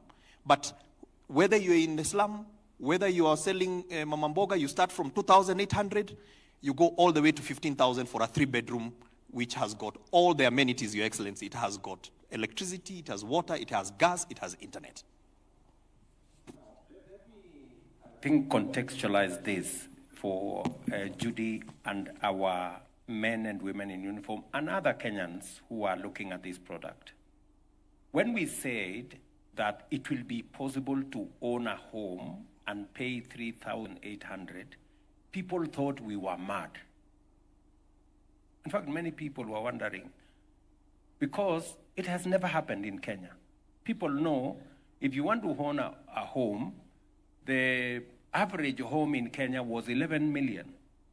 You needed 40, 50,000 to be able to own a simple home. Today, Cherusha here, Lillian there, are homeowners. They pay 3,800. You know, it doesn't look real, but that's what it is. Why? Because of the 4 factors Charles has said. Number 1, we brought the cost of land to 0. That was contributing 30% of the cost of the house. We've reduced taxes. We've taken away 10% of what the house used to cost. We have brought down the cost of construction. You know, we were building houses for 80,000 shillings a square foot. Under affordable housing and social housing, under this program, as Charles told you, we sat down with many institutions, and I was very clear to them that we do not have money to throw around. Let us cut to the chase. We came up with 42,000 shillings per square foot. Many contractors told us it is not possible to do houses at that rate. The houses are coming up. We have 150,000 under construction because it is doable. And the commitment I made to the people of Kenya is that as they contribute to the housing levy, as they contribute their housing levy, it is my responsibility to make sure that that money is not wasted, is not stolen, is not abused, and there is no corruption, and they get value for it. And that is my commitment. And I have told Alice here, and I have told Charles here, that if you award any house under this program beyond 42,000 shillings per square foot, I will not send the police. I will come myself. Yes. Because that is the kind of attachment I have put on this housing program. And so, to my sister Judy, we have improved the program further. You know, we had a program where the houses were built under a different program. We've now improved the program further. Your colleagues will now get a better rate as before. I know we have KCB here as part of our partners. Is KCB around in the room? Yes, KCB is there. An average mortgage in Kenya was 18%. Working with KCB and other housing finance and others, what is the mortgage now, my friends, there? 9.5%, is that right? So we have moved mortgage because these good people have realized that we are providing a pipeline. You can sit down. We are providing a pipeline of houses, and we are guaranteeing, I think under KMRC and all the other, we are making sure that that program rolls out properly. And as Hinga has told you, for Cherusha here, her mortgage is at 3%. For Lillian there, it is at 3%. There is nowhere you can get a mortgage at 3% unless under this program. For those in the affordable housing category, it is 6%. And for the people in the market space, it is 9%.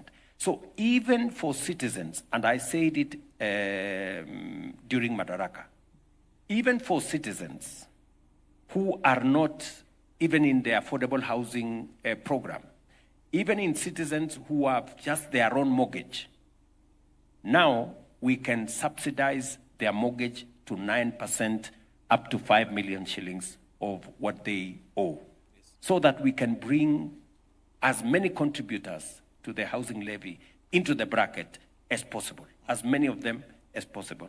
So I think without complicating the whole thing, I think Judy and your colleagues, apart from the housing development that we are doing to house our policemen when they are in service, they now have an opportunity for them to own houses like all other Kenyans are doing, and Judy here is an example. And so that is the horizon that we have for people, men and women in uniform. We have also made a policy decision that to support them, 20% of all the other housing units, we are also going to make it available for them to be able to, because we have close to 300,000 men and women in uniform serving in different parts of the country, and the service they are giving to us, as they look after us, we must also look after them. And thank you very much, Judy, for being a champion for the affordable housing program. And I am sure your colleagues are going to benefit the way you have. And finally, I don't know, oh yeah, those are the board of doctors. Okay, yeah. Thank you. Your Excellency, I want to switch gears a little bit. You know, when this debate about housing came, it also came in at a time when the economy was misbehaving. And we saw there were demonstrations because the cost of living was very high. And a lot of people were saying, why housing and why housing now? And I think there is a very important conversation, Your Excellency, about the economics of housing. FDR, during the Great Depression, the president of America, got America out of the Great Depression through focusing on housing. When President Obama, during the Great Recession of 2008, they got America out of the Great Recession because they built.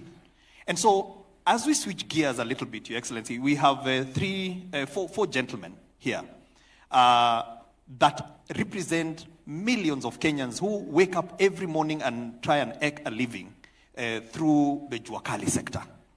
The informal businesses, Your Excellency, actually make up about 80% of all the workforce. Now, majority of them don't have access to mainstream banking because they have got lumpy cash flows. Outside this program, owning a home will have been a pipe dream. So, Your Excellency, without getting into very philosophical issues about the economies of housing, I want them to introduce themselves a little bit. But there is just something, Your Excellency, which I don't know whether when we designed the program, we had, it's what I call an unintended consequence. And the unintended consequence is that you talked about giving them an opportunity to work because unemployment was very big in Kenya. Most of them are working on those construction sites.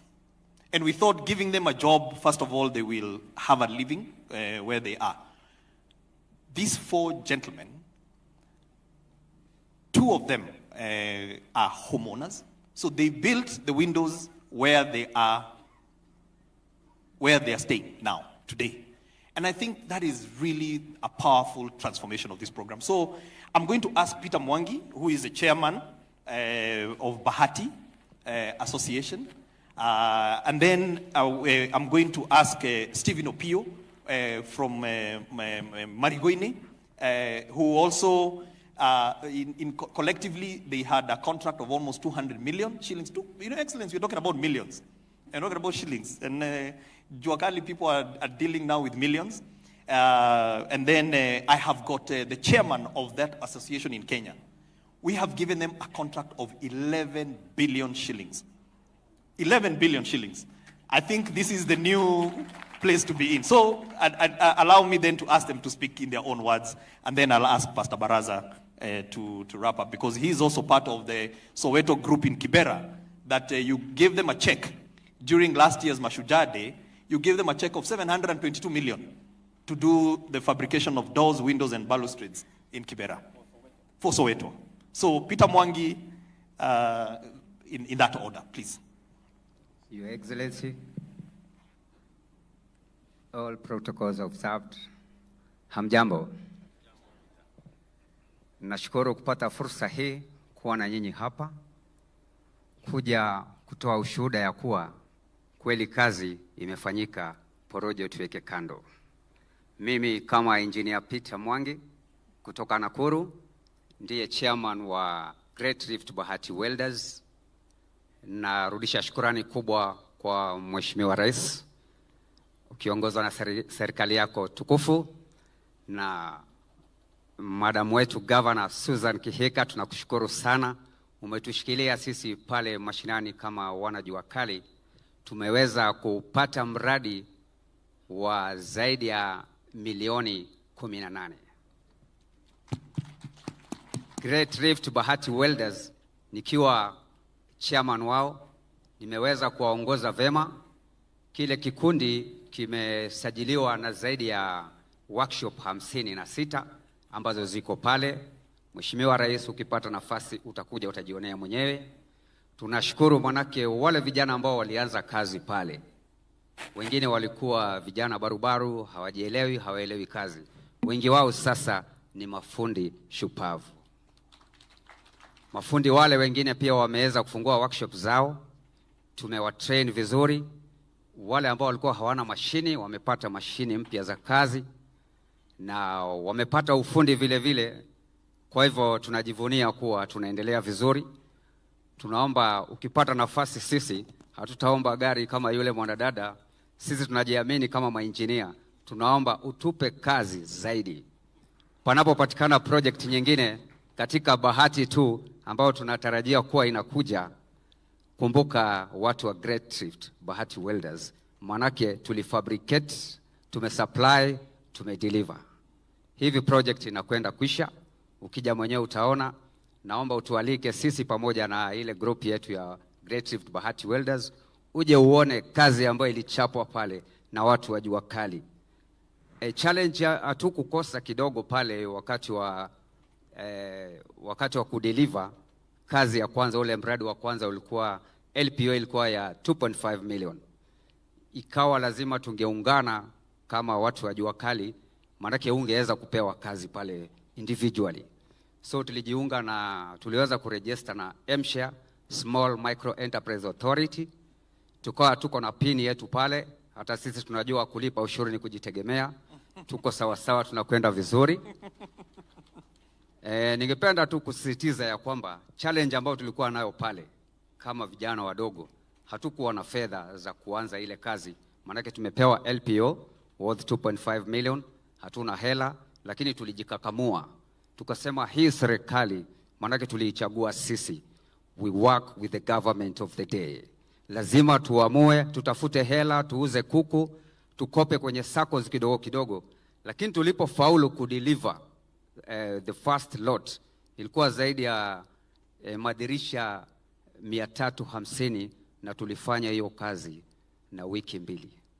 So ile pesa tuliweza kuipata, ikaingia kwenye account yetu, maana kile kikundi kiko na account. Tukaweza kulipwa, tukalipa madeni ya bank, tukalipa wale suppliers wetu wakati ambao unafaa. Japokuwa tulikuwa tumeahidiwa pesa zitatoka na wiki mbili, lakini ilichelewa kidogo ikatoka na mwezi mmoja. Tukaelezewa na tukaweza kuelewa lazima wangeangalia tulipo supply. Ni vizuri kuelezea hapo, maana tulikuwa hatujafikisha ule ustadi vizuri. Waliangalia kama tuko na speed, accuracy, wakaona makosa kidogo tu katika ile kudeliver 100%, 75% ya zile dirisha zetu zilikubalika. So 25% zikawa rejected, lakini ikawa ni makosa kidogo tu, kupiga msasa, sandpaper, kuangalia rangi. Kutoka hapo kazi ikawa iko shwari. Mafundi wote wamebobea, wako shwari. Hivi sasa wengi wao wamejisimamisha kikazi, tunachapa kazi vizuri. Thank you so Kwa hivyo much. sisi tunaomba kazi, kazi, kazi. Gavana wetu tunakushukuru sana, umetushikilia vizuri. Vijana ambao walikuwa na regarega pale sasa wanachapa kazi vizuri. Mkija mtajionea wenyewe, porojo kando, siasa kando, kazi itambe. Asante sana. Thank you very much, Peter. Peter, umeongea vizuri sana. Na umesema mambo matatu ya muhimu. Ya kwanza, wakati tulisema mpango huu wa affordable housing, sio peke yake ipatikane nyumba. Vile vile ni mpango wa ajira na mpango wa biashara, economic activity, uweze kuendelea. Mbali na wale wanaofanya kazi katika mjengo, plumbers, electricians, masons, steel fixers, carpenters, painters na wale wengine wote. Pia kuna sekta ya jua kali ambayo sasa ni Peter na wenzako mafundi ambao pia mmepata biashara. Umesema pale kwa ile affordable housing ya Bahati tunajenga nyumba pale nafikiri 220 ambayo kwa juhudi zenu, bidii yenu na contribution yenu sasa imekamilika kabisa. So mbali na kupatikana ajira kwa vijana wa taifa letu la Kenya, pia ni mpango wa msisimko wa uchumi. Watu kama wewe waweze kufanya biashara, mafundi waweze kutengeneza zile nyumba. So ya kwanza ipatikane ajira kabisa. Ya pili biashara iweze kusonga mbele. Lakini vile vile tulisema hivi, affordable housing does not mean low quality.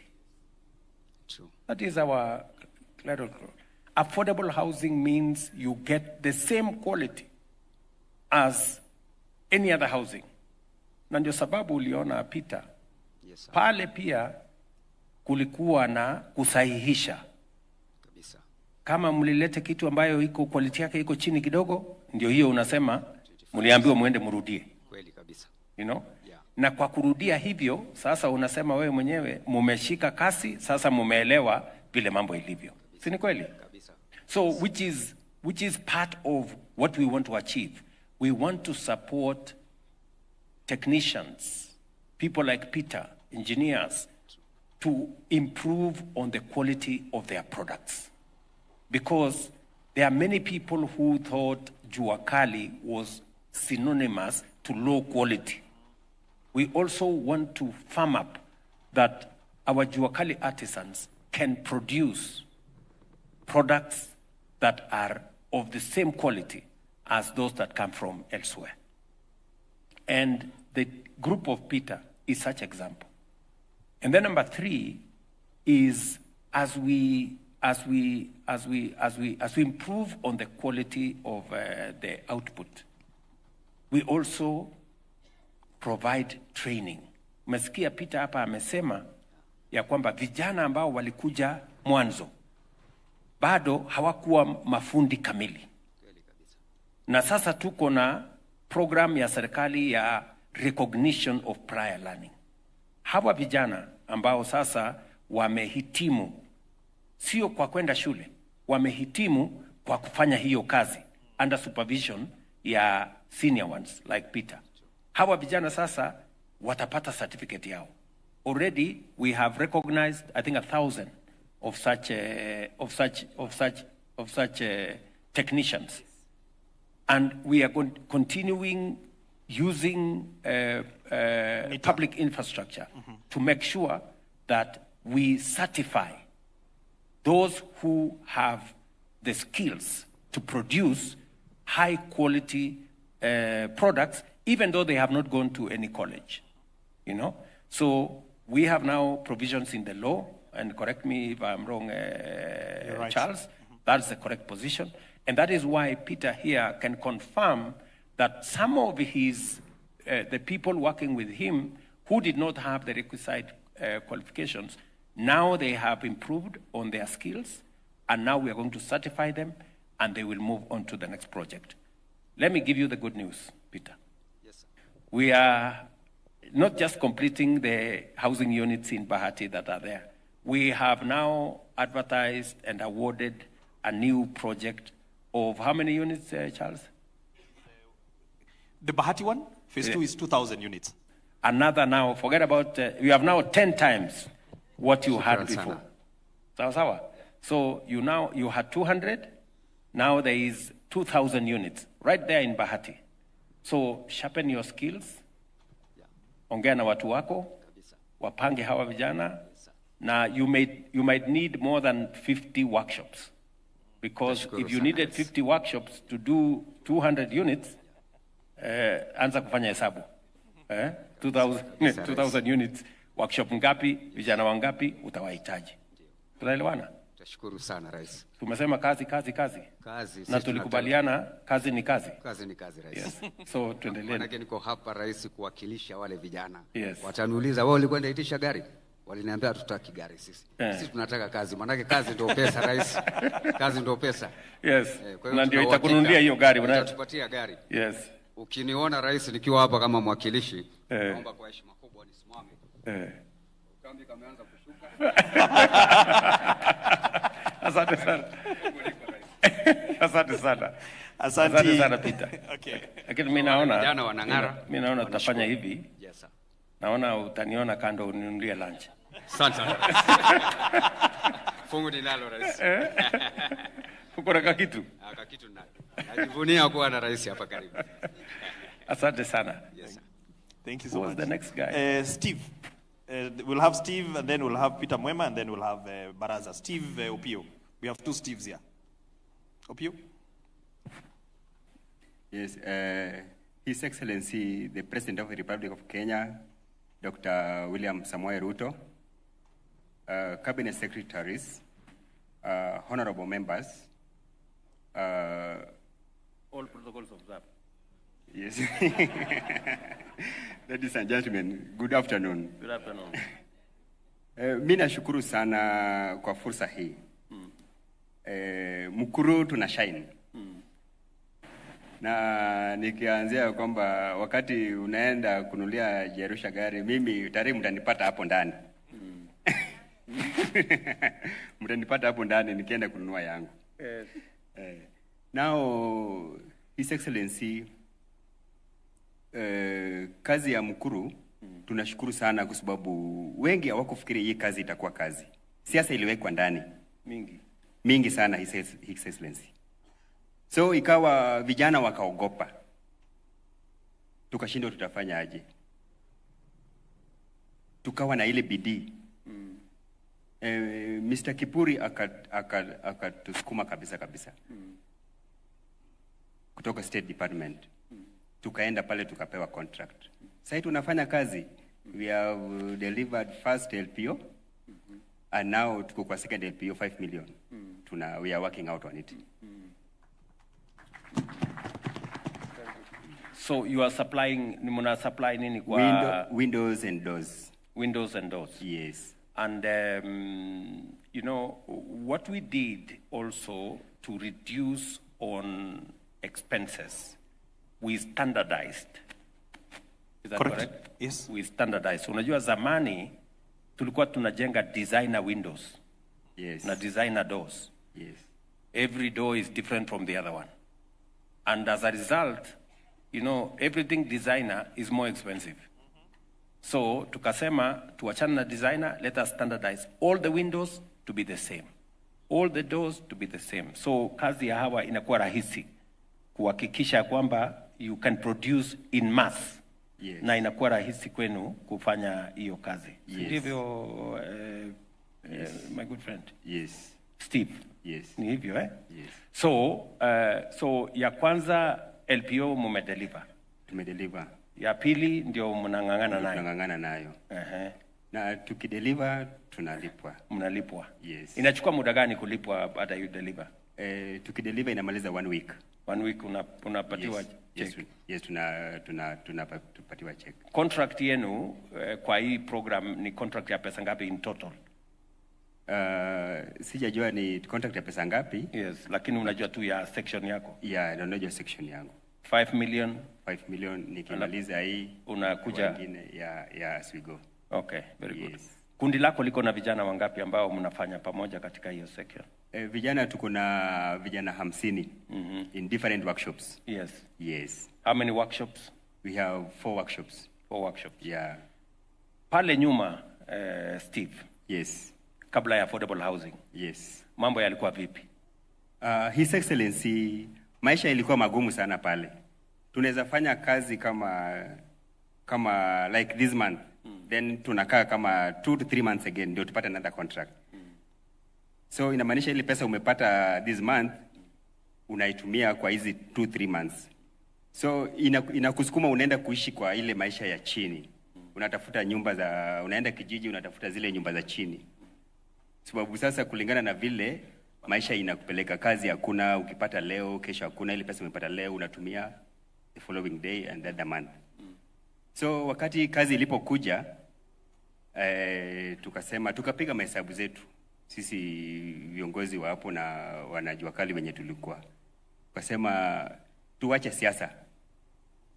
Tupige mahesabu zote. Kazi tunafanya kazi bila break. Tumepewa kazi tufanye non-stop na tuweke siasa tufanye kazi venye tulikuwa tunafanya once after 3 months, once after 3 months. Mnachagua gani? Wakasema wanataka kufanya kazi bila break. So in Mukuru we are working non-stop. We want to work non-stop mpaka tumalize contract. Asante sana.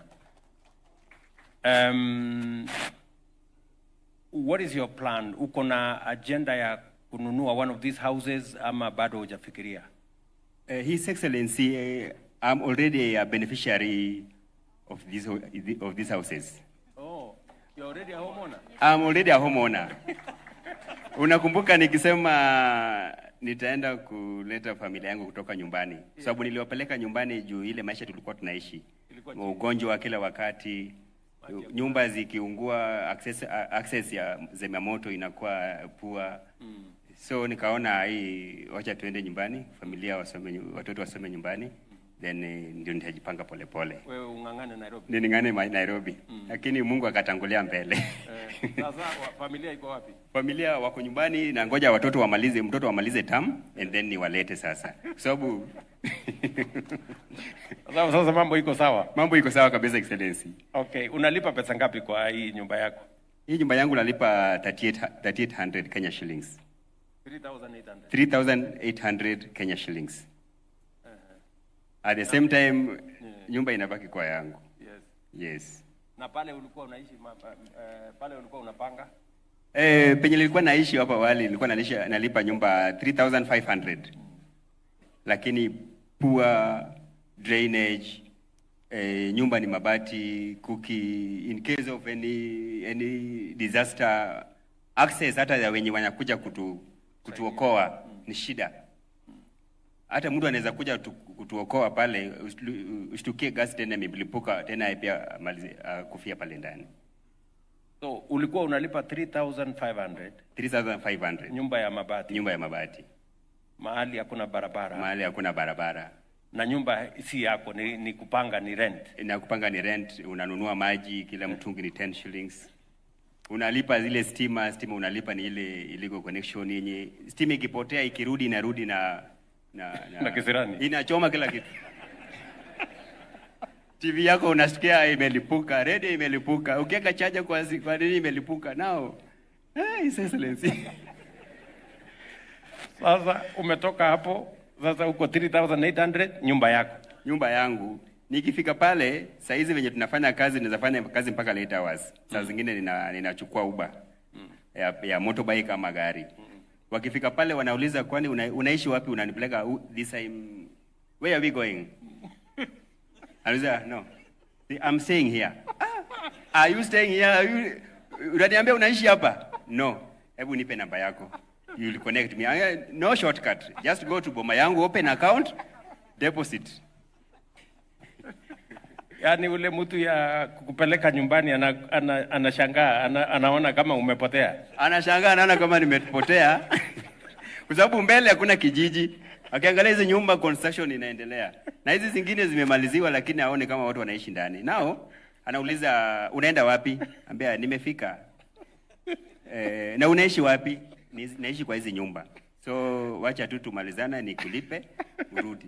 Unaishi kwa hizi nyumba mpaka wanafika mpaka kwa gate wanaona kama ni kama unaingia kweli ama naingia ndani.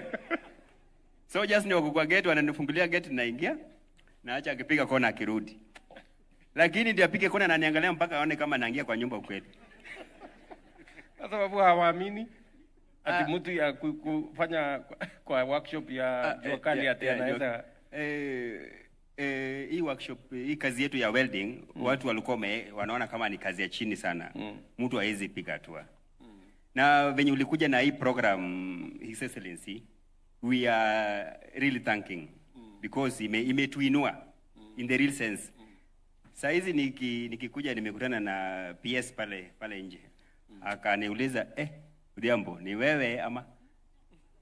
Ananiangalia venye aliniona last time, niko tofauti. Yeah. Niko tofauti kabisa. So it is really true that this program ilikuwa ya kutinua kutoka pale chini kwenda pale juu. Na ni maisha imeitunia ukweli because ukipata maji unalipa, ukipata stima iko pale, ukipata saizi nikitoka hata nikisahau kufunga nyumba kifuli, nikisahau sina ile ya kwamba nitapata TV imeenda, radio imeenda, mattress zangu zimeenda. Mtu akikuja kuguza mlango yangu hivi CCTV iko pale inamuona. So niko na full confidence kwamba nyumba yangu iko safe. Iko safe. Then parking kuna nafasi kubwa sana ya parking. Playground ya watoto iko. Soko iko. Now we are living in a very very good environment. Asante Steve. Tupigie Steve kofi kwa sababu Your Excellency wakati ulisema there is no application form to be born in a slum. And nobody chose to live there. But I think what you've done is given them a chance to live in dignity. I think you can see even the joy ambayo Steve akonayo. So nataka tu tuongeze speed kidogo. Pande hii niongee na rafiki yangu Mwema hapa hivi. Mwema has a beautiful story na lakini leo ndamwambia afupishe kidogo. Kwa sababu huyu Mwema, Your Excellency, hao ndio walianza ile jua kali ya kwanza. Pale Park Road. Mwema sasa ni homeowner na kuna mahali tu ningetaka kwa sababu wao wameongea mambo ile kandarasi wamepata ni the rest of the juakalis, the 11 billion shillings. And Your Excellency, sasa hawa wanajenga nyumba Uganda. Wako Uganda saizi wanapeleka dirisha Uganda saizi. So this program it's not just about the houses in Kenya, lakini Bwana Mwema in 1 minute.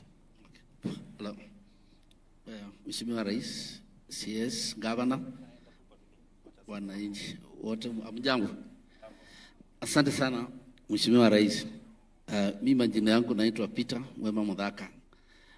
Mimi ndio naongoza hiyo kikundi inajiita Jua Kali Contractors Organization. Odhiambo na Peter ni wanachama na wamesaitika kama saa hiyo Odhiambo vile anasema hiyo kazi yake sisi ndio tunamtafutia pesa na kumfundishia mafundi kufanya. The same Peter ilikuwa kwao tukaona vile wanafanya because we are the first guys who trained by the Chinese China state na tukanjua vile tulikuwa tuna report straight kwa mbosi hapa PS, lakini ametuletea mambozi wengine wakali kwa jamaa. Hata kama saa 9 wamelala anakupikia simu, akipata chuma ile umetumia ni mbaya, anaitwa Engineer Baron ako pale. Yule ndiye anatuangalia kama ile mambo umesema ya chuma kama imeingia ile inatakikana, yeye ndiye anahusiana na hiyo maneno. Yes. Huyo halali, huyo amenisumbua mpaka saa 9. Chama ni uko wapi? Hebu amka tukaangalie kazi. Tuko na watu wengine wale wametusaidia. Kings Kifuri ako hapa, huyu tunafanya naye daily. Tumepewa yeye na PS, huyu ndiye atuangalia. Mafundi wote wakiregister, wale wako na shida wako na sisi tunawatafutia. Tuko na mpango mzuri ule umeanzishwa because hapo before banks ilikuwa zimetuongopa. I think tulikuja State House tukakuelezea. Sasa hii unajua hiyo banks na tutafuta sasa. Kulienda hivi wakati tulikuja State House atukaambia PS na wewe kama tunashinda sana ya finance because hii mpango yetu haikuwa inaonekana kama itafaulu. Sasa ndio watu wameanza kuamini kama imefaulu.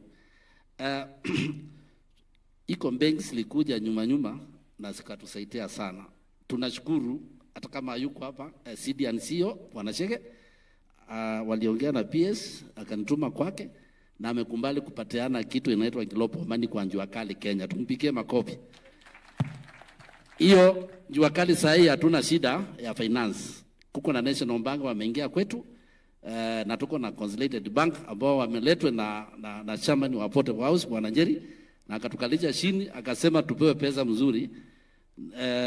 Na tuko na mpango pesa ya benki ipotee because we don't want the money right now. We need the bank credits. Suppliers ama manufacturers wanalipwa direct wanatuletee material. Na benki ndio zinawalipia mafundi wetu direct. Hata kama uko Kisumu unapata hiyo mpango umeanzishwa na hizo benki nimekuambia. Hiyo mpango umetengenezwa na Bwana Kivuri na chairman wa Port House na imepaulu. Hata mimi nikiwa hapa najua ile mandisha imejengwa na watu wa Eldoret. Nikiwa hapa mimi ni boss. Nikifungua laptop yangu naona ile kazi imeendelea. Sasa nimemwandama nikanjua ile kazi yote anataka kutupatia 11 billion. Nimemwambia machamani wangu wote wale wako hiyo area wakuwe ngangari because na watumia report na nawaambia saa hii ametufanyia mzuri because tulikuwa tumebinywa sana na contractors kutulipa walikuwa wanatuchelewesha. And now the PS himself akaona hiyo shinda, tukienda mlango kwa square meter tunavinywa.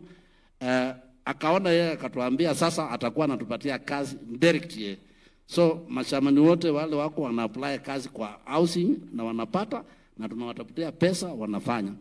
Finally mradi wa Kibera ndio tulikuwa na challenge kubwa kutoka ile last year ile tulipatia ile check pale. Ilikuwa na shida lakini yeye ametatua. Sasa hiyo ukienda pale Jua Kali ndio wako mbele. Hata developer mwenyewe anasema huyu Jua Kali sasa tuko mbele.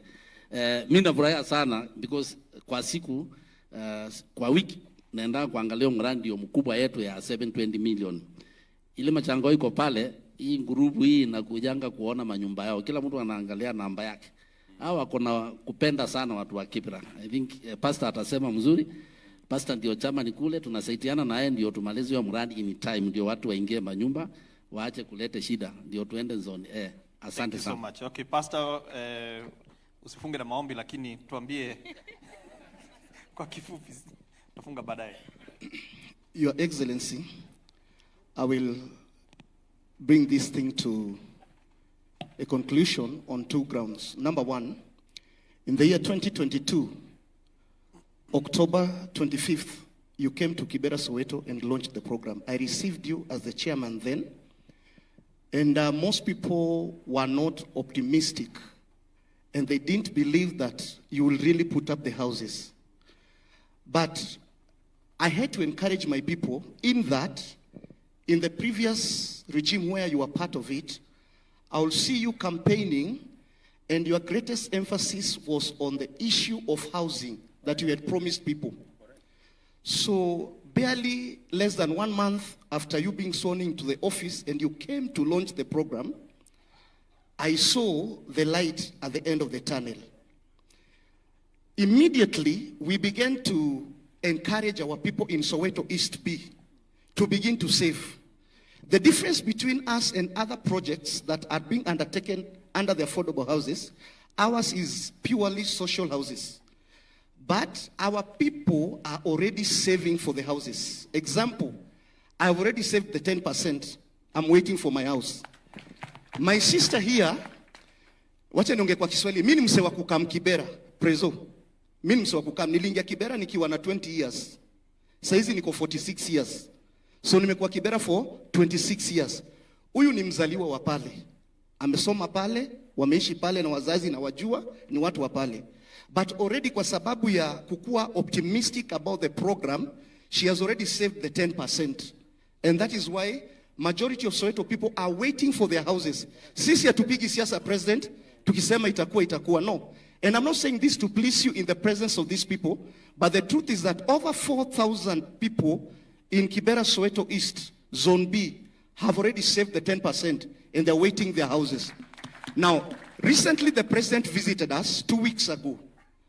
And already we are doing a program for Zone C and Zone D, which has an equivalent of around between 12,000 and 14,000 people. And the houses that are going to be constructed there are 15,000 units. So if you calculate 15,000 units by a household of 7 people, kwa sababu kwa kijiji sisi tunazaa, hatujui kupanga uzazi. Mimi kwetu tulizaliwa 11, mimi nimezaa watoto 7, Adisa hapa wako 9. So ukiangalia president, the ripple effect of the houses you are building, bila kuweka siasa, this is a great impact. And I want to finish on this note, Bwana PS and Bwana President. Some of us, our parents, hawakutuachia manyumba ya kuinherit.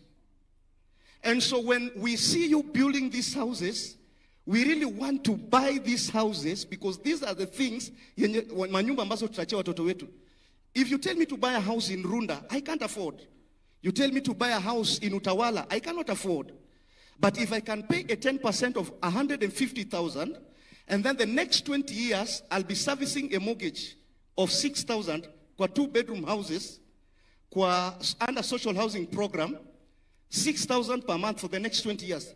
Hata Mungu akinichukua leo, si yule kijana wangu daktari ambaye ni mkubwa, si ataendeleza hiyo kulipa hiyo mortgage. And so my late father passed on and he left me a grass-thatched house. I come from Ugenya West in a place called Ukwala. And thank you, Mr. President, for considering nilionyesha mali unataka kuweka affordable housing hapo kwetu Ukwala. And I want you to know, when he passed on, he left us nothing. But today I'm sure, because I'm a beneficiary, number A82, if you go to the slum upgrading department, our director is here, Madam Mary Ndongo, you will go and click, na utapata Stephen Odhiambo Baraza, structure number A82, I am the owner. I already done the 10%. So thank you, Excellency, Your Excellency, for bringing that program. Last and not the least, when Zone A was being constructed, which was handed over to beneficiaries in 2016 by the Grand Coalition government, which you were part of it, they did 822 units. When the construction was ongoing, Bwana PS, sisi tulikuwa naona milango madirisha ikiletwa. We didn't even know what the contract was and how much it costed to build those houses. Right now, as a layman, I can comfortably tell you that our Zone B project is costing 7.5 billion. Thank you for the transparency. And on that same note, you've been able to give us the Juakali artisans who are down there a project worth 720 million. Saizi tuko na a semi-light industry. Unapata vijana wanafanya kazi. Wale vijana walikuwa natuomba chakula saizi wako too busy. Wengine wanapaka rangi, wengine wamefundishwa kazi. So this thing is a good thing. Last and not the least, a good preacher finishes 7 times, but this is the last one. I would want to say this, Mr. President. A lie will always keep on changing shoes. But the truth is stubborn. Truth will always walk barefoot. Continue walking barefoot. Continue building for Kenyans. Don't listen to the distractors and politicians. Some of them, they supported this program when they were campaigning. But what happened? That they say that the program is not a good program. That is a lie. Continue walking barefoot. Continue building. In the next 10 years, you will have housed over 700,000 families. And that will be a greatest impact. God bless you in Jesus' name. Thank you. Thank you, Steve. Thank you very much. Tukutane pale March, nyumba yako itakuwa tayari. Wewe tayari umeshafanya mambo. Namwambia pia Maureen hapo amejipanga, tukutane, uchukue nyumba yako, uendelee na maisha. Na usikue na wasiwasi na mimi. I cannot be distracted. I am a man on a mission to transform this country. And no amount of noise, kelele, fitina, propaganda, sway mimi from delivering on this agenda. And I am willing to pay the price, whatever it is, to make sure that we transform this country and we house as many Kenyans as possible. So I give you my word on that.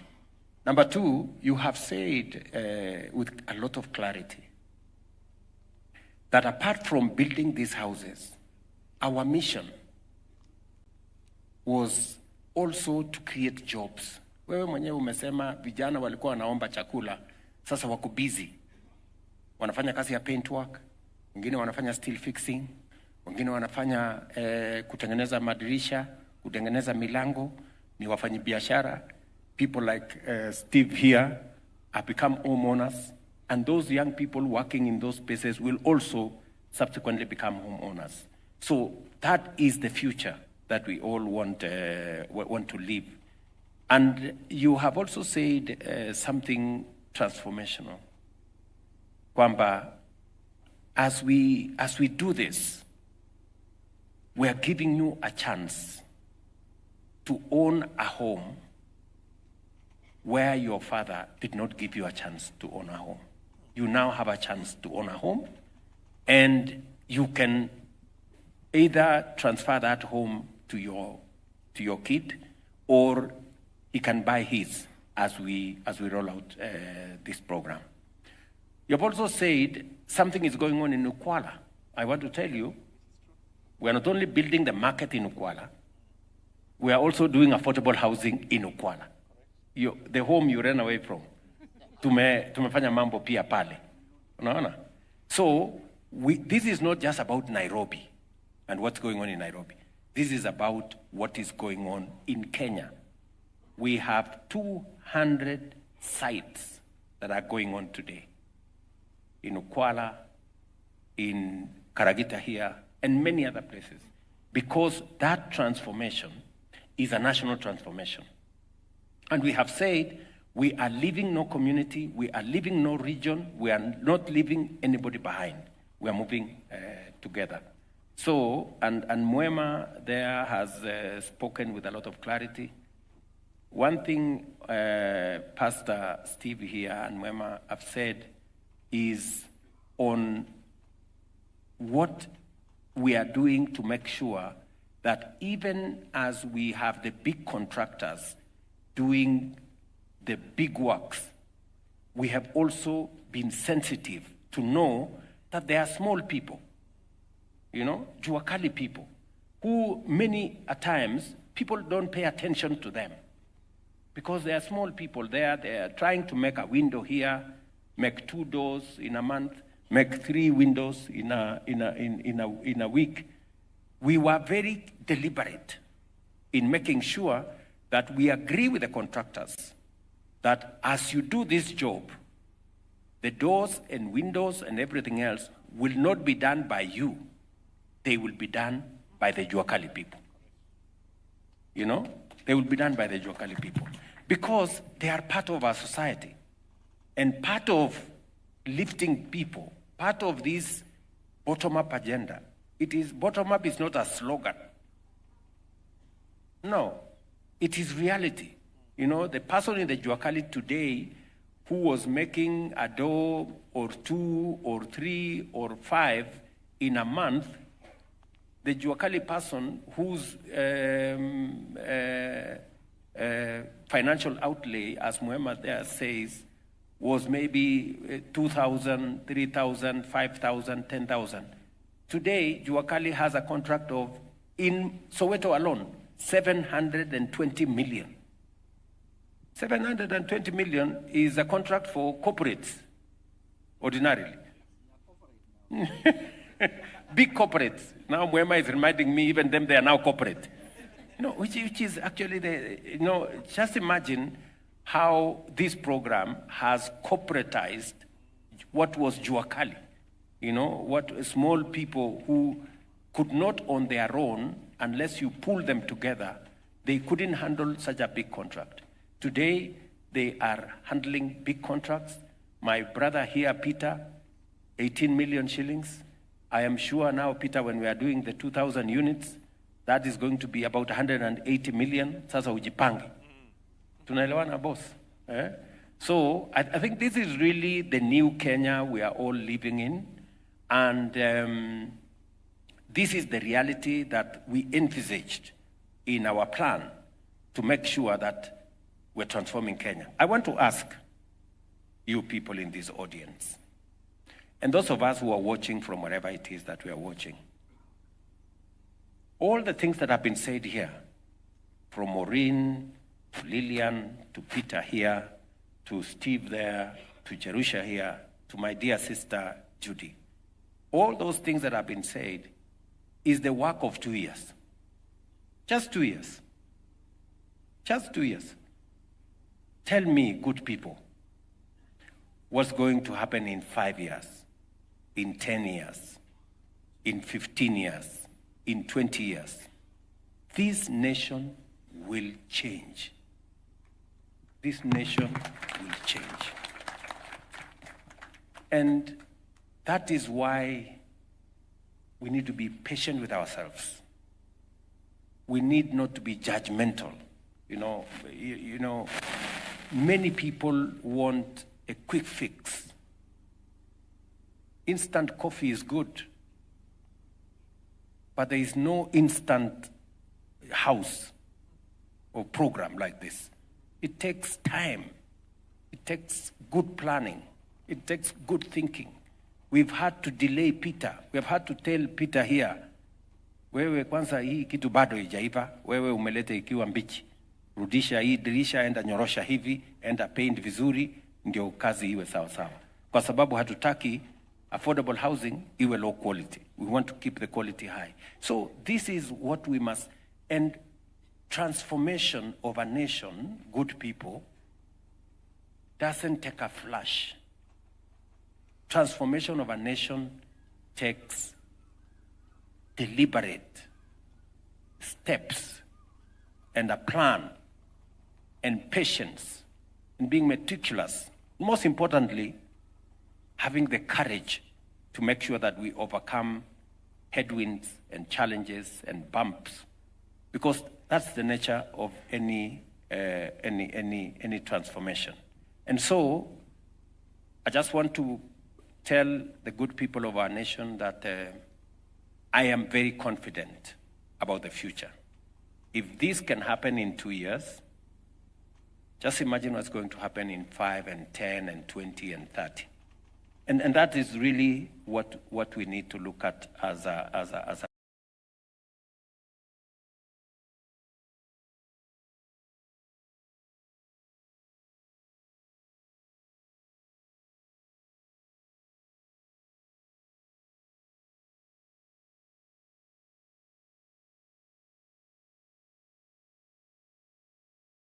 you, and I support this amendment.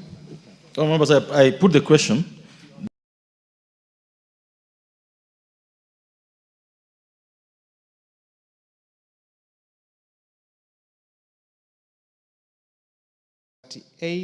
Be now read. No, it's 30A. No. Oh, new clause 30A. 38 and 30A. Clause 30A. So, Honorable Chair, I beg to move that new clause 30A be now read a second time. This amendment is seeking to provide that the VAT payable on disposable realization of a security for a debt should be paid by the debtor. Honorable Chair, this new clause reads as follows. Section 5 of the VAT Act is amended by deleting subsection 3 and substituting therefore the following new subsection. The tax on taxable supply shall be a liability of the registered person making the supply and subject to the provision of this act relating to accounting and payment shall become due at the time of supply.